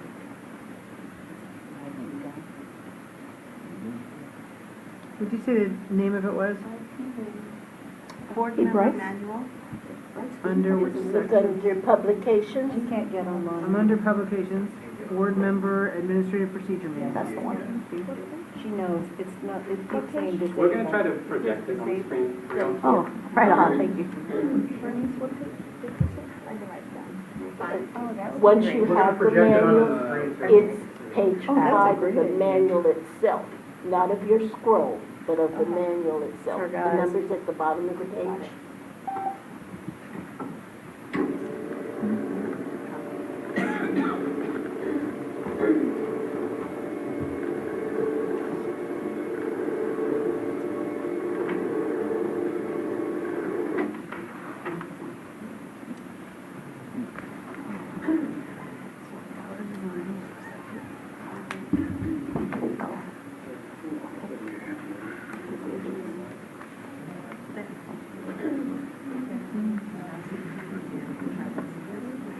Sorry, I need to come over. What's all happening? Tricia was using one earlier. It's not necessary, we'll be okay.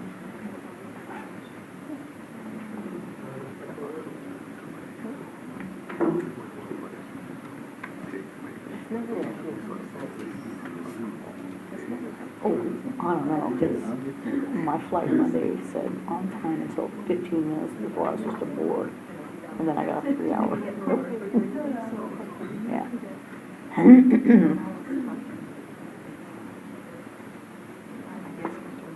God, you gotta love science here. Pretty amazing. I was 10 years ago. I was explaining to college students that I used to do voter reg and organizing without a cell phone. And they're like, how did you do that? Did all that. We talk to each other. We walked a lot. There we go. Thank you. Beautiful. Can you blow that baby up? Did you know this? One day's work. All right, now, of course.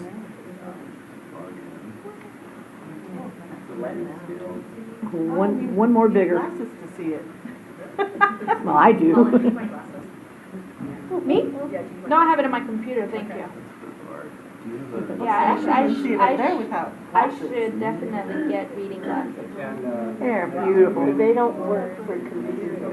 And so I think it's great. I can read it up there now.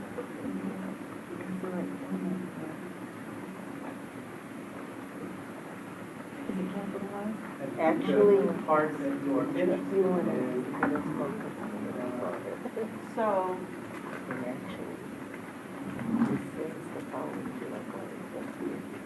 yeah.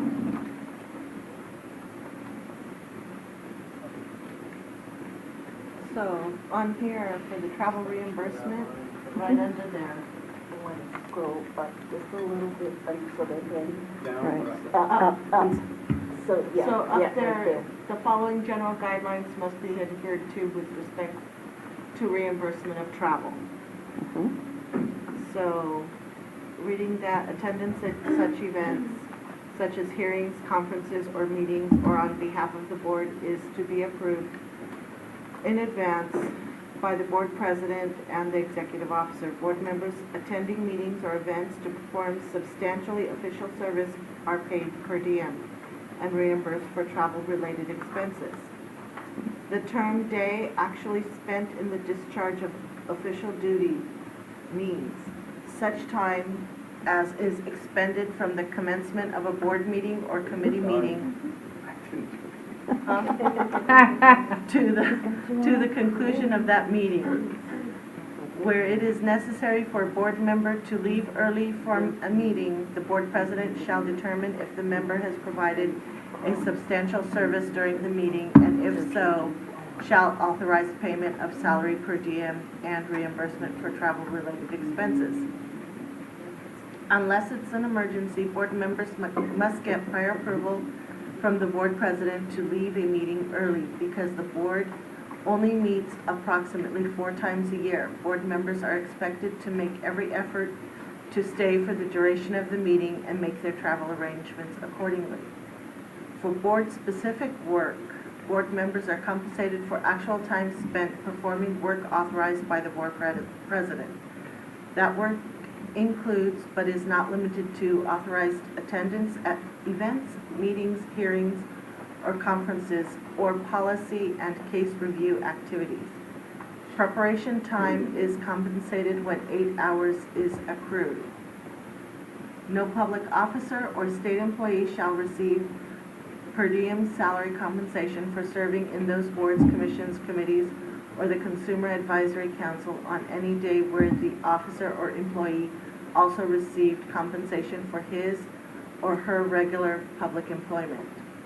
Board members must submit timely sheet summaries, forms for actual work performed outside of board meetings in order to be compensated. So, That does speak That- to, speaks to the policy. So the And third the need for a paragraph form. would be the one that needed to be And the need for form. And the form. Which,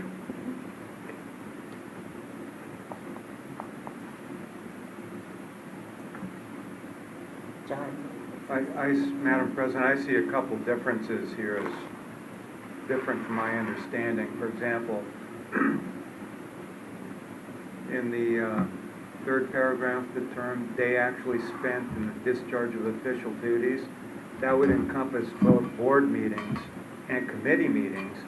My understanding is, this is how I've been handling it, committee meetings are hourly and board meetings are per diem.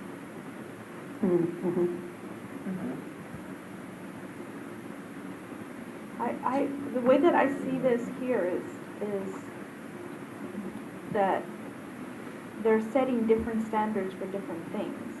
And maybe we need to vote on which standard we're gonna follow, so, or do we want it to be mixed like this? So, for preparation, you get compensated for 8 hours, for board meetings, you get per diem. That's how I'm reading it, is that correct? I think so. I'm wondering if we have a if we're all on the same page in terms of the definition of per diem. What is the definition? Because technically, per diem is 1 day. The problem or the challenge becomes what's part of the 1 day.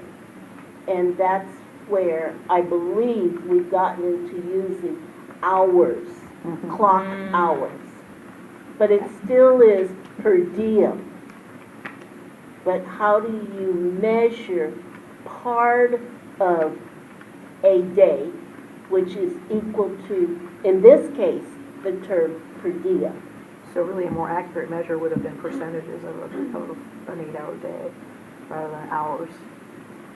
I don't see it that way. I think that would still No, it's the same thing, be really, but I brought think. up to the conversation.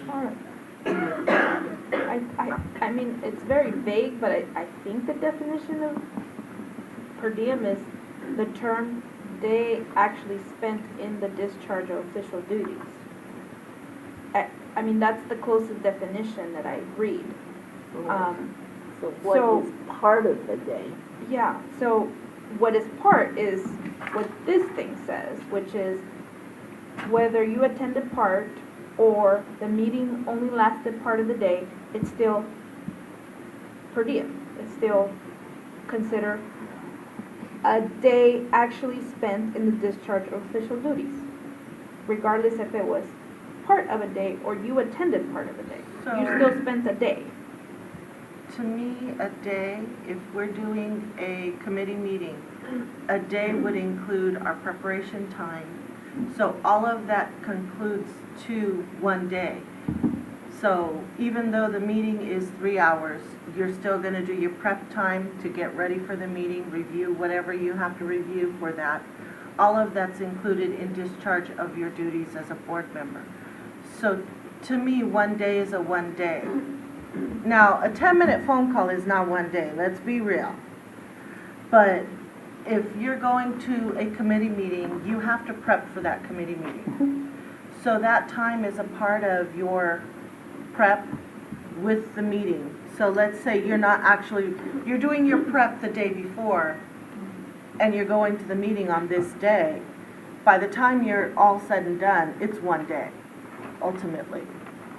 It may be a little less than a day, but ultimately it should be 1 day. So may I ask for an example? So we have a 3-hour committee meeting and prep work, so that would be considered 1 per diem. That's So we the way wouldn't- I see it, yeah. but I don't know if that's the way So we wouldn't. the whole board. Yeah. That's not how I Your see it. challenge, if I may, is that your administrative manual actually defines preparation time, like 8 hours in the cruise. And so Okay. here it is implied That's that 8 it. days I didn't vote is on actually that. 8 hours. But is it for preparation only, or would committee hours time actually count? So I think your challenge here is that the definitions don't fully align. Yeah, and that's the first thing I said, like, Yeah. this is really, I think I think this is the first thing we need to vote on and determine like which of these two definitions we're gonna go. And I think we should determine if this is gonna apply across committee meetings, preparation meetings, evaluating ballots, attending board meetings, and we should have a definition for everything, so that way the policy is clear regardless of what task you're doing. Because right now, it's like we have something, they actually spent in discharge of official duties, and then 3 paragraphs down, preparation time is compensated when 8 hours is accrued, which is why we're here, the challenge. So I guess Ms. Bernice has looked up from Wikipedia, where is it, Wikipedia, or Google, the definition of per diem is daily allowance is a specific amount of money an organization gives to an individual, often an employee, per day to cover living expenses when traveling for work, which more muddies the water because that's not the way the per diem is used. Right, which is why they use the it's expression it's salary. a salary per diem. The So- term per diem, as it's used in the statute, Yeah. is the name of a payment. Yeah. Mhm. Okay, per diem is the name of a payment. But the statute says, yeah, so they go, each member shall receive a per diem of $100. So the name of that $100 payment is a per diem payment for each day actually spent in the discharge of official duties.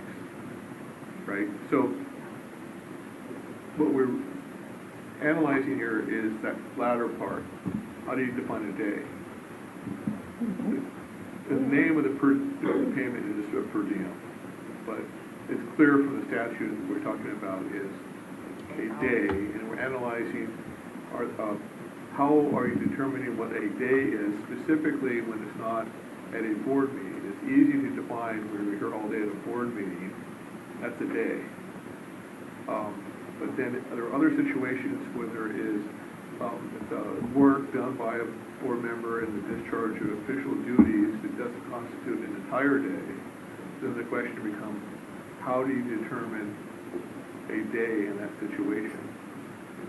And I'll reiterate that really it is entirely up to the board on how you want to define that. So to not make things more complicated, that I pulled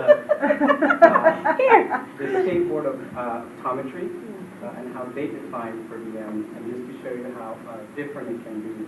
When they talk about per diem, that work does not include preparation time for board or committee meetings. Board members cannot claim salary per diem for time spent traveling to and from the board or committee meeting.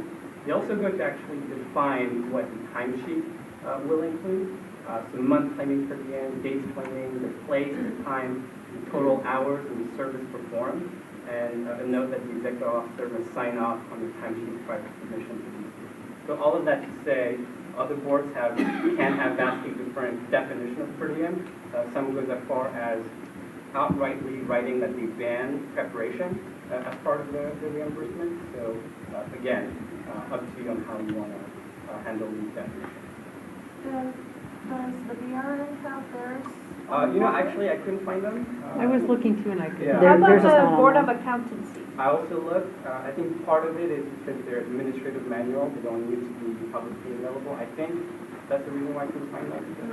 Because, I did some aggressive Googling as we were talking. Thank you. Because,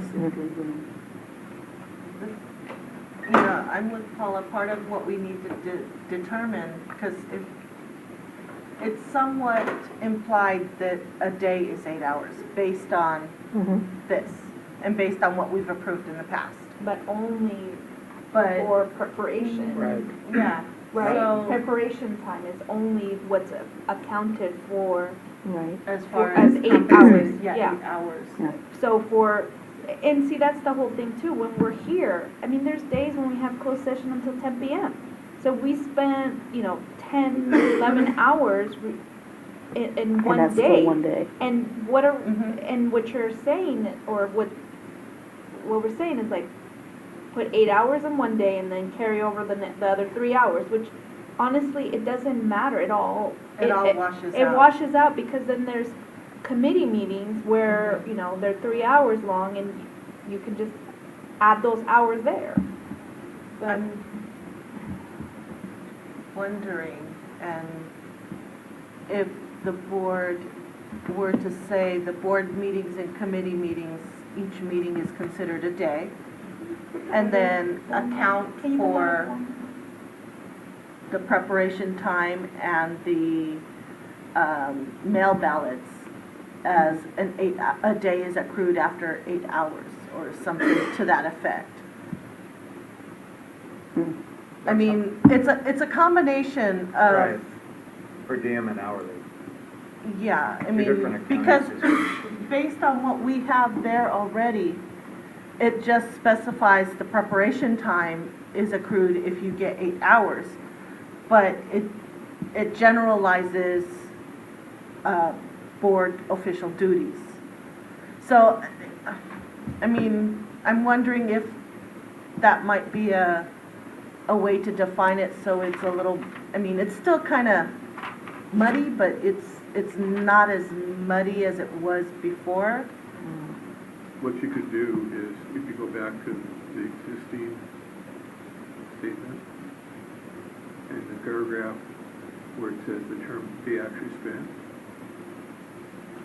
you could qualify that to apply, for instance, to board meetings or committee meetings. With respect to board meetings or committee meetings, comma, the term they actually spent means that they define it in that way.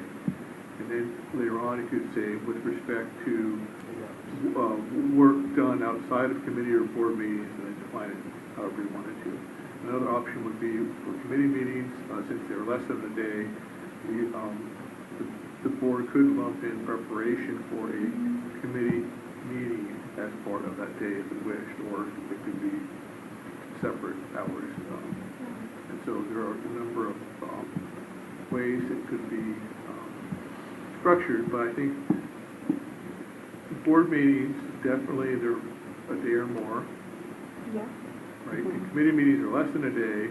I think the board would have discretion to say that attendance, if it wished, that if the attendance at a committee meeting is, at a full committee meeting is, sufficient to generate a payment of a per diem. The board has that discretion if it wishes, or it could lump in the preparation time with the attendance at a committee meeting, or it could compensate separately. But you'd have to look at if preparation time for a committee meeting is compensated for separately and a full day is paid for the commission or attendance of the committee meeting, that could be viewed as too generous. It's not sufficiently protecting the public fist, which is one of the principles behind this entire exercise of I like the way that the other board has it, where they put per diem, perhaps instead of having a paragraph, we just put per diem. And bullet points. Board meetings, and then define it, and then per diem work, or board specified work, and then here specified compensated when 8 hours is accrued. And then this way, it's more clear, like, this is what happens when you attend a board meeting, and this is what happens when you do work outside. And then, and then you have you have a hybrid still, which is the document we have, and which will still be part of this, and you know, the whole carry forward thing of hours, I think that's an issue that I really think the executive committee can handle that, whether how you want to deal with carryover hours, because I feel like that's so, I don't know how to explain it, but I just feel like a smaller body should handle that task. Which was the other one? What about Tony? Oh, that was the one you already showed us before, right? So any other board members have suggestions or comments or? Okay, maybe this is kind of out there, but I think it would be interesting to have competent board members who deal with the law, perhaps draw up language that deals with these issues from two different perspectives.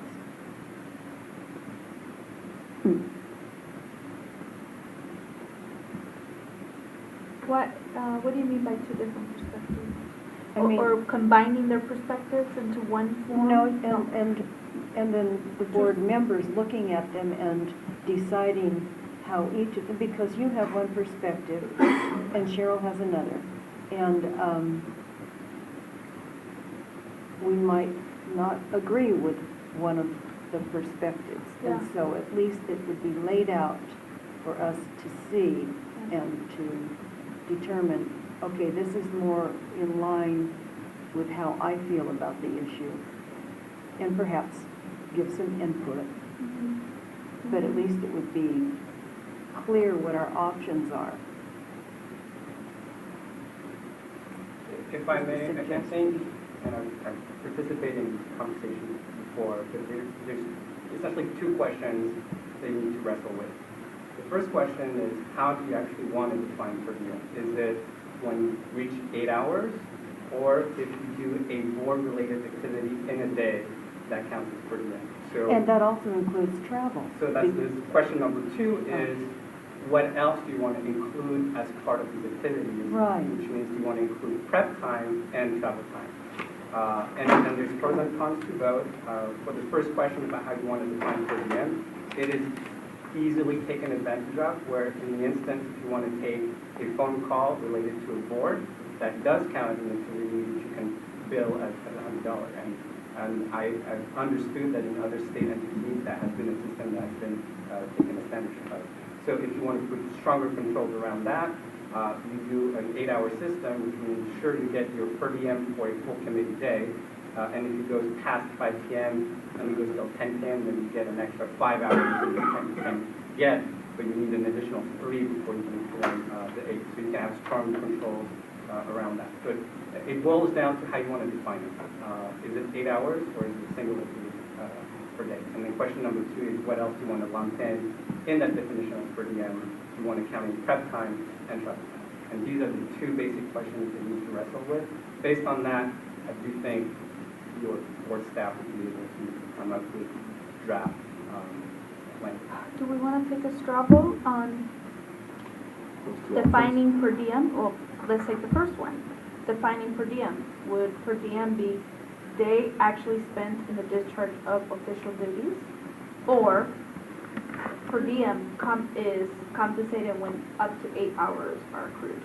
But the problem is that term, day actually spent in discharge of official duties It's not is defined. in statute. It's not. So you can't But it's vote- not defined. Right, But it's not right, you're defining it, but you can't vote on whether that is a way of defining it, because that is the definition. And then we need to, In the appointment letter too. the exercise is to come up with operative definitions of what that means. But you can't vote on whether that is, Or A we can vote legitimate whether we measure. want to continue adopting this definition, this term. Well, the term is from a statute, though, so you can't. How we operationalize it. How we operationalize it. so it would we say everything is based on the 8 hours accrued, or are we saying, are we gonna divvy it out as far as define what is considered in the 8 hours accrued for per diem? And the board meeting versus a committee meeting, is the committee meeting going to incorporate the prep time into it to consider it one day?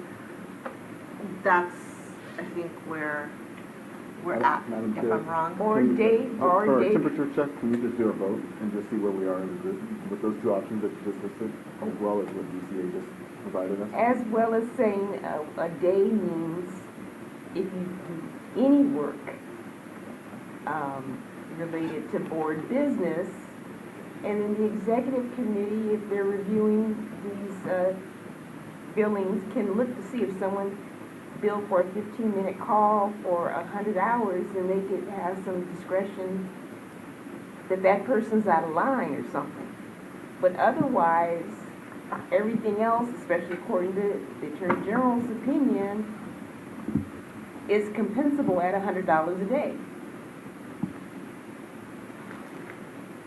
So, Ken, I think we should take. Do a straw vote Yes, we to should. see where we're That's at. Let's put the first vote, like, define it, describe it. Okay, so the first vote would So- be, We're in a public session of a board meeting, so the proper procedure would be to make a motion, have it seconded, open it to public comment, and then vote. so It has to be an actual motion. I move to, operationalize, is that how you say it? The term day actually spent in the discharge of official duties. And the two As what? as term A would be, or the first one would be time, preparation time is compensated when 8 hours is accrued, would be number one. And number two would be, for the Attorney General's definition, which is, can you help me, Cheryl? Which means The- that any time spent working on board or commission business is compensable at $100 a day. How do you do the two? You just offer this, you offer in my Oh. opinion. Well, we need to vote whether we do one or the other, one or two. So is that Oh, your so that's two motion? motions. Yeah. I'm sorry. And so what's Okay. your first one? So the first one is, I would like to, first, let's put the Attorney General's, and see where we're at. So just to be clear, option A is the Attorney General's definition. Option B would be compensated when 8 hours is accrued. Yes. There you go. So, And the Attorney General's opinion, once again, is Essentially, any time spent equals a day. Okay. so, is there a We need second? a second.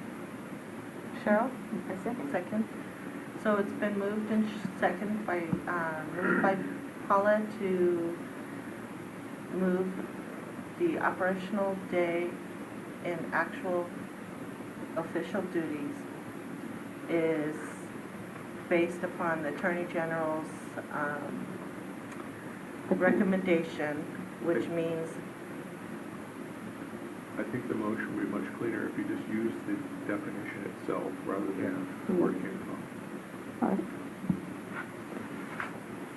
On the same page.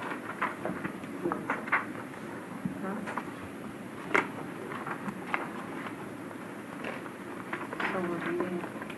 Who's gonna find it? So it's on page 2 of 9,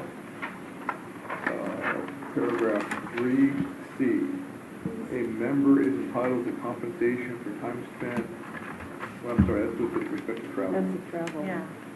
That My writing is so understanding is that small, it's hard to. So it would be It's two. It would be, B, if you do,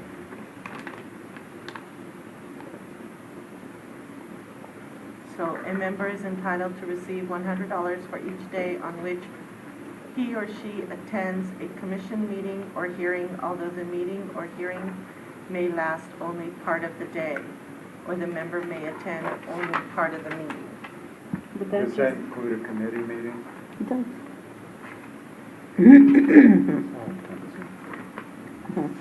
So that would include your time in processing mail ballots, your committee meetings, your board meetings, trainings, and prep. Is that, but it doesn't deal with the issue of looking at materials. no, I say before- prep. It did, oh, Prep, yes. prep, I'm sorry. Prep. So, What about cases? Mail ballots, yes. Mail I ballots. agree. Well, that's not in the definition. No, it's not, but I'm asking, No, but that's But, why. but we're what- voting on this you're definition. voting to operationalize that finding, but operationalize it for BD&PT, But which what- would include those 5 types of responsibilities that the board members perform. So those would be sub-points clarifying what? I think so. I think so. Yeah.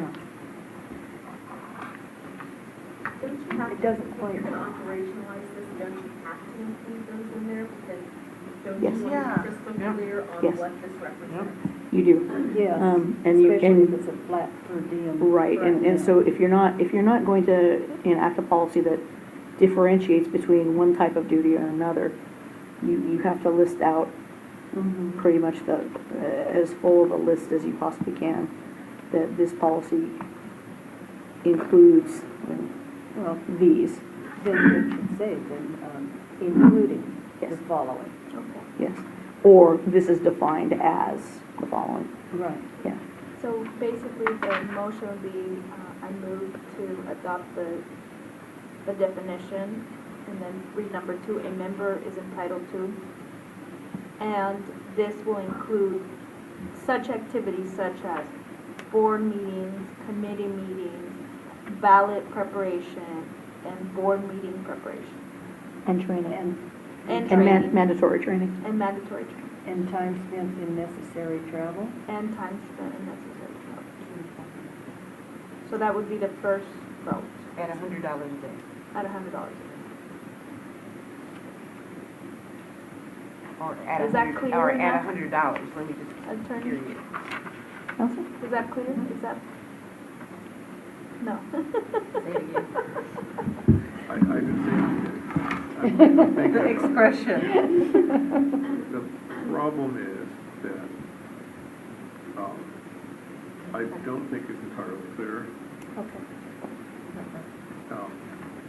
I think what you're getting at, though, is that, a board member is entitled to a per diem for every day spent in the discharge of official duties. And any day they perform an official duty, they're entitled to that per diem. Is that the gist of it? There, yes. Oh, this, Is that completely accurate because of travel, is that official duty? well, if it's necessary to get to Well, a conference. we couldn't attend the meeting unless we traveled. Well, then you could go. So with we were defined charged official to duty. travel. But There's one missing as well, and that would be, communications, correspondence. So phone, email, et cetera. I don't know. You don't. Yeah, And I'll remind the board members that, no matter what policy you enact, it is always your option of what you claim and what you don't claim, so. so, Alright, so, Ken, Okay, so, so if it's more clear, what would make it more clear? okay, now, I'm gonna make sure I'm capturing what you're trying to say here. One way of doing it is you could say that board members shall receive the per diem payment of $100 for each day they engage, or for any day they engage in official duties. And then you can define official duties. Official duties are defined as. But that way it captures what Ms. Turner's concern was, because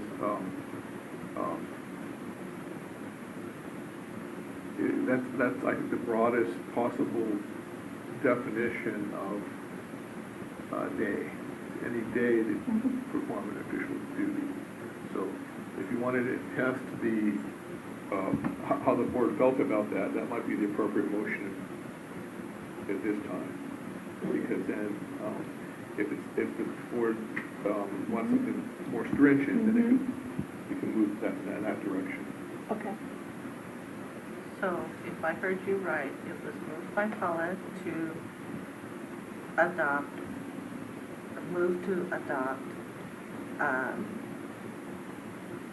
the board member shall receive a per diem for official duties, official board business or board duties, which include, I think what I would recommend is, board members shall receive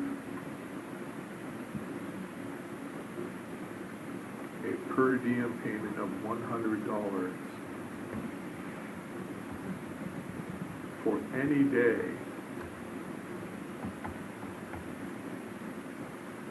they engage in official duties. I think that's the broadest possible definition. okay. So, a board member shall receive a per diem payment of $100 for any day they engage in official duties. I'm And not Cheryl- recommending that, but I'm saying that that would be the first. most expensive definition you can. Okay. Cheryl, you seconded. Was that the motion that was We're gonna moved and define seconded? later on what that means, right? Official duties. Sure. Well, Yeah. right Says I now, think- So this is the Some first, examples. okay, this is an example first. This is where we're starting. You know, we gave some There are examples two of what options, those I think, official that you're looking at. Right. Okay. Board members shall receive a per diem of $100 for any day they engage in official duties. The other option being, board members shall receive a per diem of $100 when accruing 8 hours of work and engaging in official duties. Except when attending a board meeting is part of the second one. I think we should vote on these and then define official duties within All right. what it means, right? Because I think, because maybe what we end up with is that in the first one, we do meetings, like committee meetings and board meetings, and then maybe we do the second one for preparation. And we do, but we don't even know where we stand because we haven't voted on anything, we just keep on going in circles. And just to give you another example, just because I like to make things complicated. Stop This it. is acupuncture. Their administrative manual, they say the term they actually spend in the discharge of official duties shall mean such time as expended from the commencement of a board committee meeting until the end of the meeting. So to just say that under that definition of official duties, you may include what you see. All right, so yeah, we can define. All right, so is the first one your motion? Yeah, let's start with the first one, just to see where we are at, and we're not defining official duties yet. We do we need to define them now, or we can further define them later? Okay. So I made the option to do what you just said. Now, this is a straw poll, right? This is not Well, defining you the have final to- policy. It has to be official. Yeah. It has to be official. Okay, So, fair enough. if you want to, I think it makes sense from parliamentary perspective to, you have a motion, take the one that defines it Broadly. as broadly as possible, and then that way you can see what the board thinks. And then That's fair. if that doesn't pass, then you can go to the, narrow it. okay, great, so the motion, I move that, There's a motion on the floor, There's a Madam motion President. already. okay, we don't need to, For that. okay. Number Is one, there, So I second that board members shall receive a per diem of $100 for any day they engage in official duties. That is the motion on the that's floor. the motion on the floor. I second it. There's an official motion on the floor. Cheryl, Sorry. do we have any further discussion needed by board members?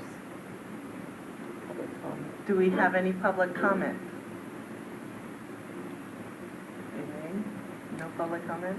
I'm not public comment, but I will tell you that sets really, really bad optics for the board. But beyond that, if this is the board's will, this is what will be implemented.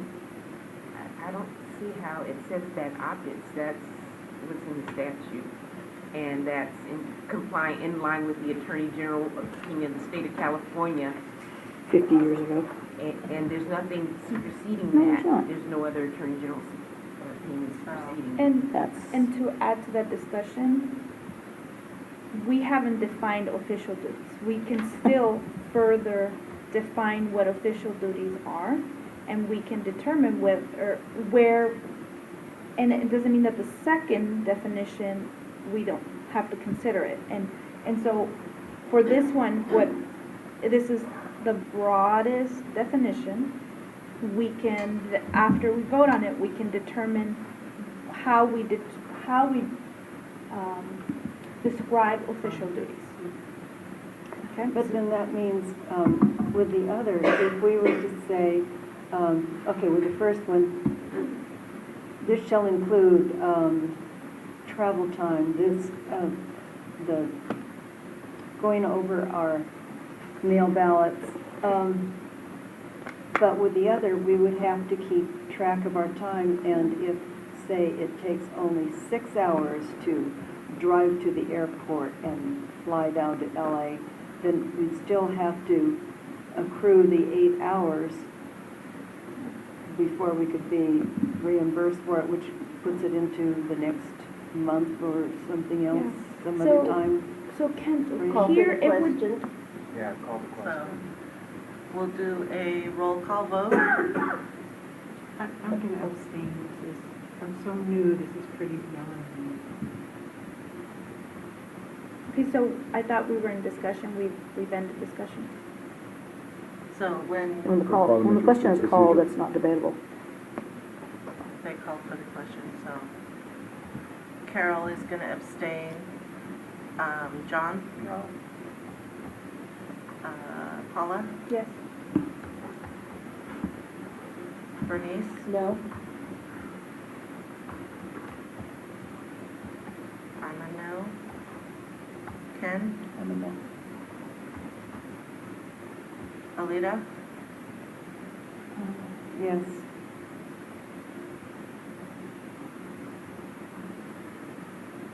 Cheryl? Yes. So we have 4 noes, 1 abstain, and 3 yes, so that one failed, correct? So then, So keep in mind, some people are being paid right as we sit here today, irrespective of the $100 a day. So it doesn't impact them. And there are people here that are not being paid or that have left their jobs to be here. I'm willing to abstain to remove my vote, but abstentions become negative.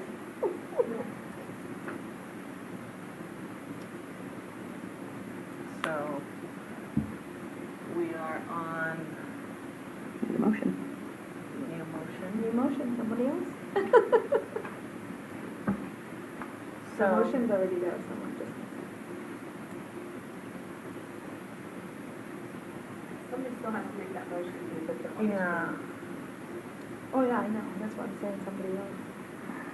Well, perhaps before you get there, you might consider a motion for instances involving attendance at board meetings, specifically along the lines of, maybe a good model is what we just saw from Psychiatric. A very specific motion along those lines. And then break it down that way. and is it okay if I propose a motion? Certainly. So, Patrick, do you mind typing? Because it may get a little complicated. So, I'd like to make a motion that board members shall receive a per diem of $100 per day for board meetings, committee meetings,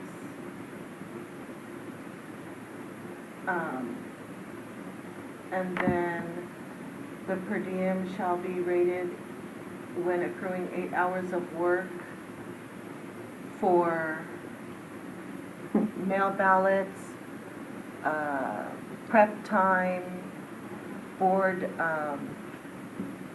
trainings, phone calls, Emails. Communications, I would think. One is emails, communications.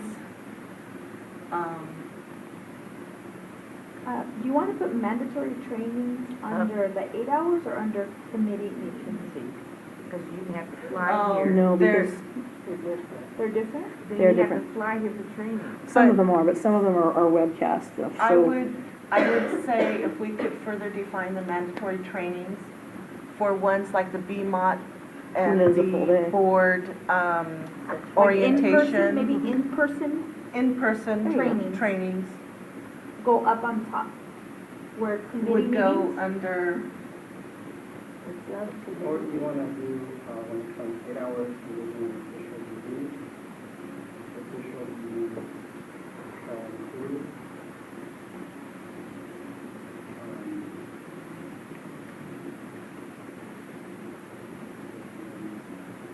What you could do is, where it says board members shall receive a per diem of $100.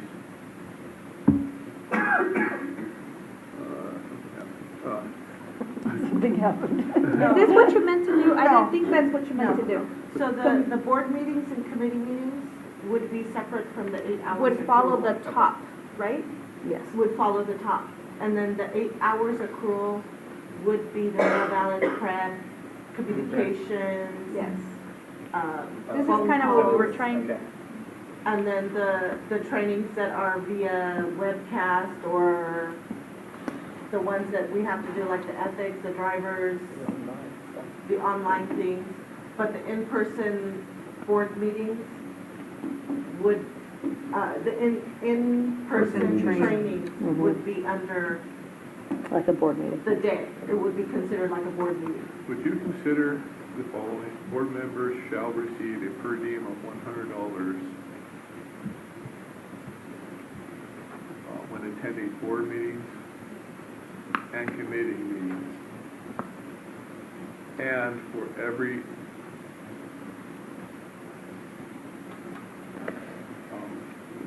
bear with me, and for every 8 hours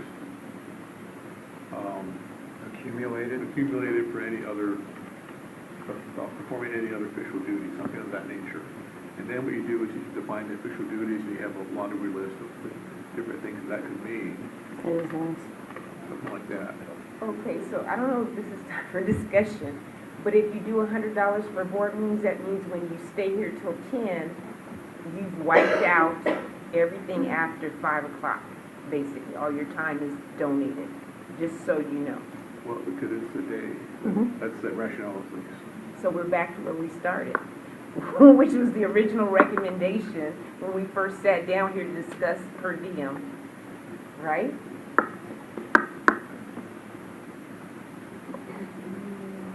Yes and no. Yes. Because when we sat Except this down. time, we're not gonna carry forward, except this time, we're not gonna carry forward the hours after 5, we just write it off. There's no motion on the floor currently. There's a I know motion, there but not a isn't. second yet. so- But people are giving input into drafting that, so that's why. Therefore, no motion yet. something that could make it cleaner, it would be board members should receive a per diem of $100 when attending in-person. Oh no, we can't do it in person because some of the committee meetings are sometimes online. But you would get 8 hours for those committee meetings. And the 8 hours of work engaged in official duties would be your accumulated for the prep, All the other things. yeah, mail ballots, and the trainings that are not in person. The in-person trainings would go under the board meetings. I just keep track of the hours and just take it for every 8 hours you accumulate. That kind of was the idea. Well, I That way think you'd that's still a, get your time if you were That here was the for original 10 hours. recommendation. You'd still get that time.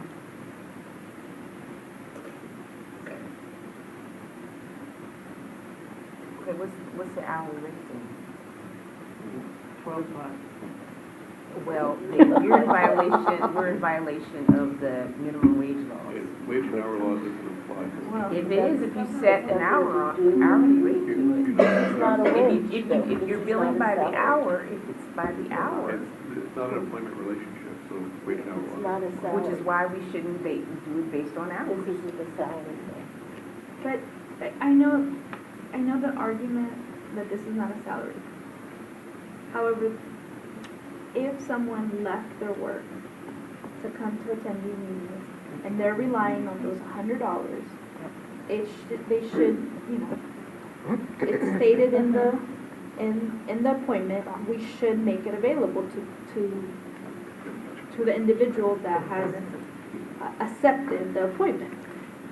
And then don't end up at a hotel where it's over the $90 and you've spent probably half of the $100 or more covering your hotel to be here. Well, the motion failed for no lack of a second. Okay. Well, Well, could you restate it? So, oh yeah, I didn't know that you were looking for a second.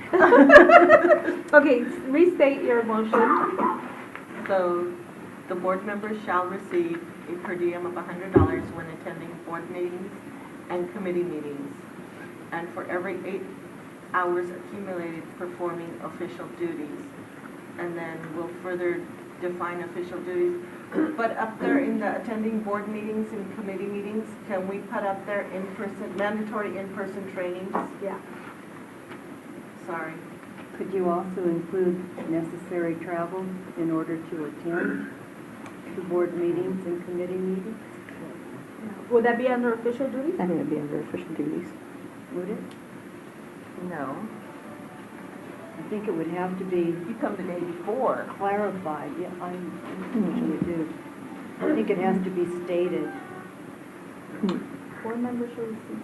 Go ahead. So, my motion is board members shall receive a per diem of $100 when attending board meetings, committee meetings, in-person mandatory trainings, and for every 8 hours accumulated performing official duties, which would include the mail ballots, prep time, communications, and web via trainings via web.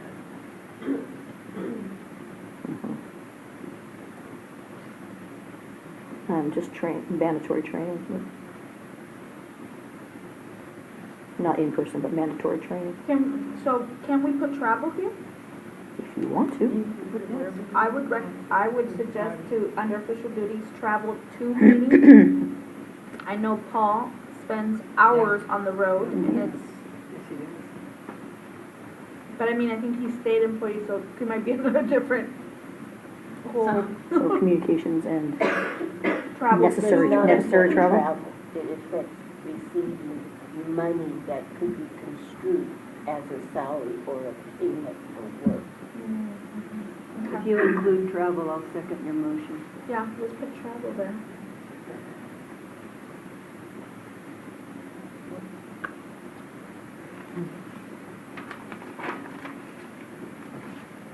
You may want to clarify travel to official. Right, Mhm. necessary travel in connection with official duties. I like that. Necessary travel with official duties. So it means, Credit the Attorney So General. if you're I'll wait traveling, if you have- if you're, so I'm clear on this. So if we're traveling from point A to point B with no meeting that day, but it's the next day, we get paid for that day? Is that what you're saying? You get paid for the hours that you travel. Those hours. They're accrued So if you time. came here last night and you drove an hour and a half to get here, you get paid for that. That's $100. hourly. No, No, you get no. that. You'd be accruing that That would be time. accruing that time. You'd be accruing those hours. Just that 1.5 hours. Just of that 1.5 travel. hours of travel. And That's the part that's accruing versus the per diem. So it's kind of bridges both of those together. is that by car, planning, training, should we be more specific? Well, no, I mean, I'm because just we saying, all 'cause- come in No, it's different not- ways. I mean, Right. it's No, it's a good point, because because necessary travel has to include the amount of time you're sitting in an airport delayed, Yeah, correct? yeah. As well as the actual time you And spend. Paul drives in here the car. 4 hours. Because Because you There- can't there's- get there from here. yeah. There is Yeah. no way to get. there's no You other can't way, take it and from everybody's different. So, you know, And in the future, we will have board members who are even more different. Yeah. So I second your motion. So I don't know. Oh, there's a Wait till second a motion. So Alita just seconded your motion. So there's a motion and a second. Is there any discussion by board? Sure, I think that we should table this until further meetings and have staff and a committee create a team to figure out this much more in depth. I don't feel comfortable today voting on this. I think we've had a lot of going back and forth, and I think that's in everyone's right to do. But at the same time, I think this has really caused a lot of confusion amongst the entire board, and I think we need to really clarify where we are so we're very sure on the next steps, because I don't believe we're sure where we are right now. Does that mean? DCA is happy to help support the research exactly with exploits possible. Why don't you look at the law? Why don't you take the Attorney General opinion back and I'm sure that'll be taken. jeopardize it or something? So what does that mean? Well, we have a first and second. We have a first and second, we can vote. You can vote, Okay. Well, Any no, other because- or you can No, rescind because your if- motion. Because You if can Mr. rescind If your- Mr. Maxey is making a substitute motion, which has not yet been seconded, am I right? Okay.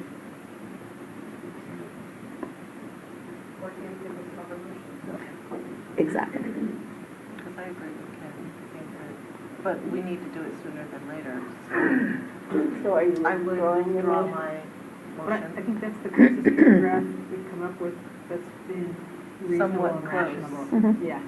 And I hate to see it just go away. Well, we'll use this as a No, basis of, Patrick will email that to you later. Yes, thank you. And then, so, Okay, in the meantime, what are we doing? Well, it is a point of order. Wouldn't the second have to also concur with the withdrawal? most likely. Otherwise, somebody else can second, and then we Well, revive the becomes the motion. seconder's motion. Well, yes. If Tammy chooses to withdraw her motion, the second also has to withdraw. But if Tammy seconds Ken's substitute motion, that motion is on the floor. but the second already seconded my motion, so Right, so, You can still if second you- his motion because right. you agree with it. right. Doesn't matter. but doesn't she have to withdraw? I No, can it's- second Alita's, because Pardon? I would say, Alita, if you want to move this motion. I just think that we've had this agenda item for multiple meetings, and in the meantime, people have been submitting timesheets, have not submitted, no, we don't know how to move forward. And I don't know if it's possible, maybe we adopt this paragraph temporarily until the subcommittee comes and provides, this is the recommendation. But I would like, Well, may I respond to that, please? Lynn? Board members who are seeking reimbursement and per diem payment at this point should be following the enacted policy that was what we talked about before. So granted, the timesheet, if you will, is perhaps evolved a little bit, but under the rules already approved, you absolutely should be filing your expenses and your request for per diem, and follow what's on the website. following what exactly the policy that is adopted by the board in 2016. So I have a question. What date was that adopted? 'Cause I October don't, 16th. Is 2016 in October? Thank you. That's right. okay, because I don't remember a discussion about that particular issue. 2016? Right, in 2016. I can look at the minutes if you Were like. you on the board in 2016? May or June? July. That was June 2016. It was I actually believe it probably happened before that meeting because Mom was still on the board. And did you meet Fiona? I'm sorry? No, Eric. No, Eric Mom. Eric Mom. Yeah, the one that went to the ophthalmologist? No, that was Mr. Moreno. No, I didn't meet him. And that was, No, I didn't meet him. Yeah, Mr. Mom, no. Osteopathic. right.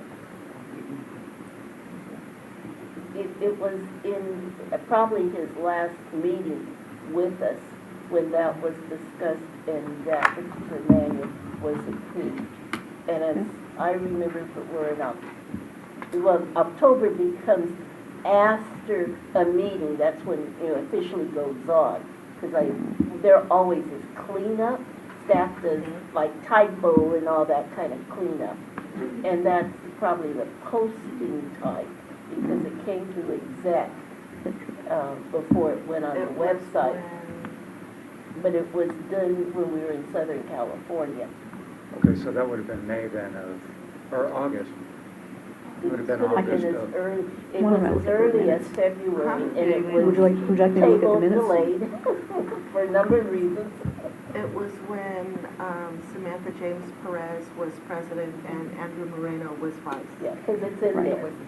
But, That's why you don't remember the Right. conversation. but would it help the board if I found the minutes and the relevant conversation? That would be helpful. Right. Can we go back to, because it's almost 4 Yeah. o'clock and people are packing, and I would like for us to consider what we're gonna do.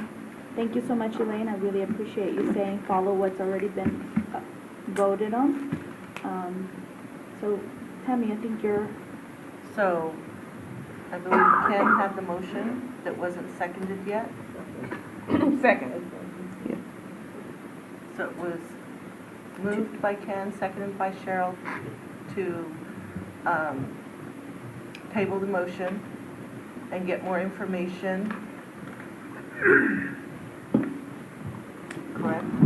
And studies. And then Patrick has graciously agreed to assist us in getting more information from other boards and then present it to the board in a draft form. Was that in a draft form? do we need to create a subcommittee to do that? You can, or the execs can handle it in July. I would say Cheryl.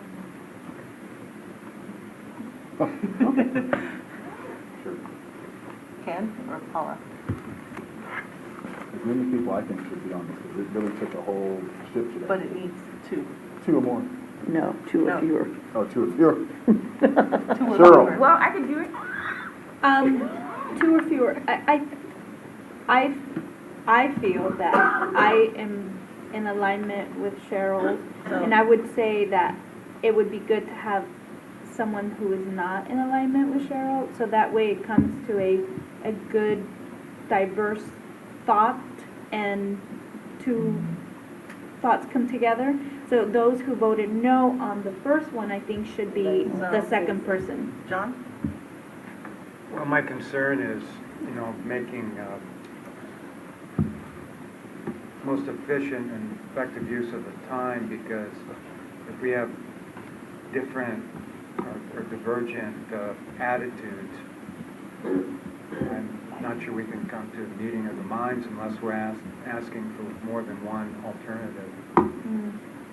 I mean, I wouldn't have any opposition to that. At least that would give the board members different things to look at as far as that goes. Because I'm sure that you guys could come up with something that is maybe one view or the other, or even something that's a combined view that would work.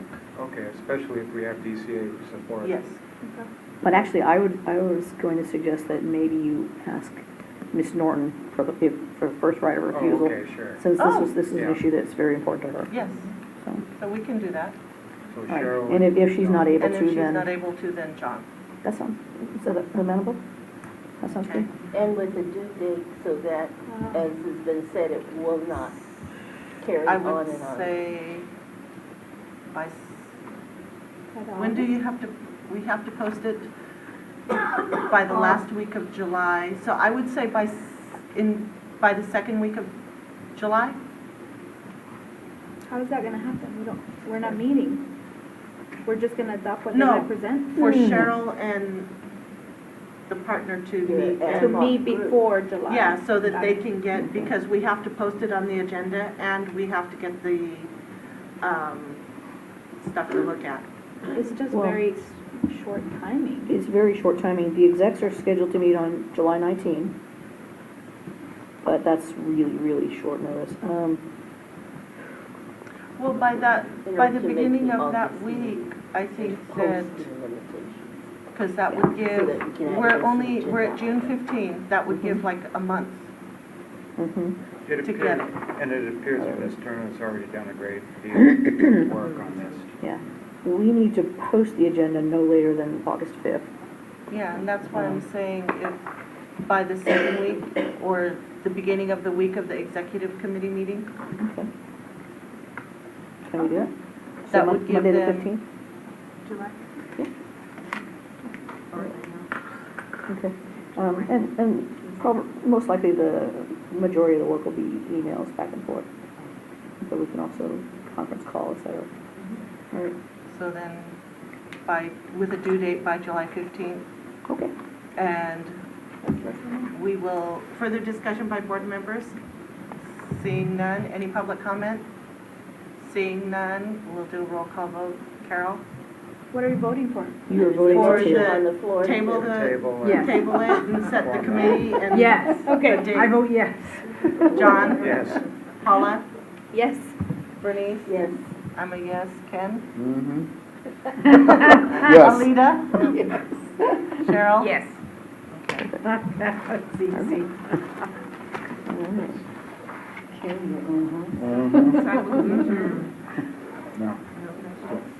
Okay. Agenda items, I think, we still have one agenda item. We do? Yeah, What's that? 8. Oh, That's the traditional. suggestion for future agenda items. I think we have them. Yeah, We got it. got the marching orders. So, when we did closed session, we took that ahead of everything else. So it looks like we're at adjournment. Thank you. So we'll adjourn the meeting at 3:50. Good work. Very good work. Thank you. Okay.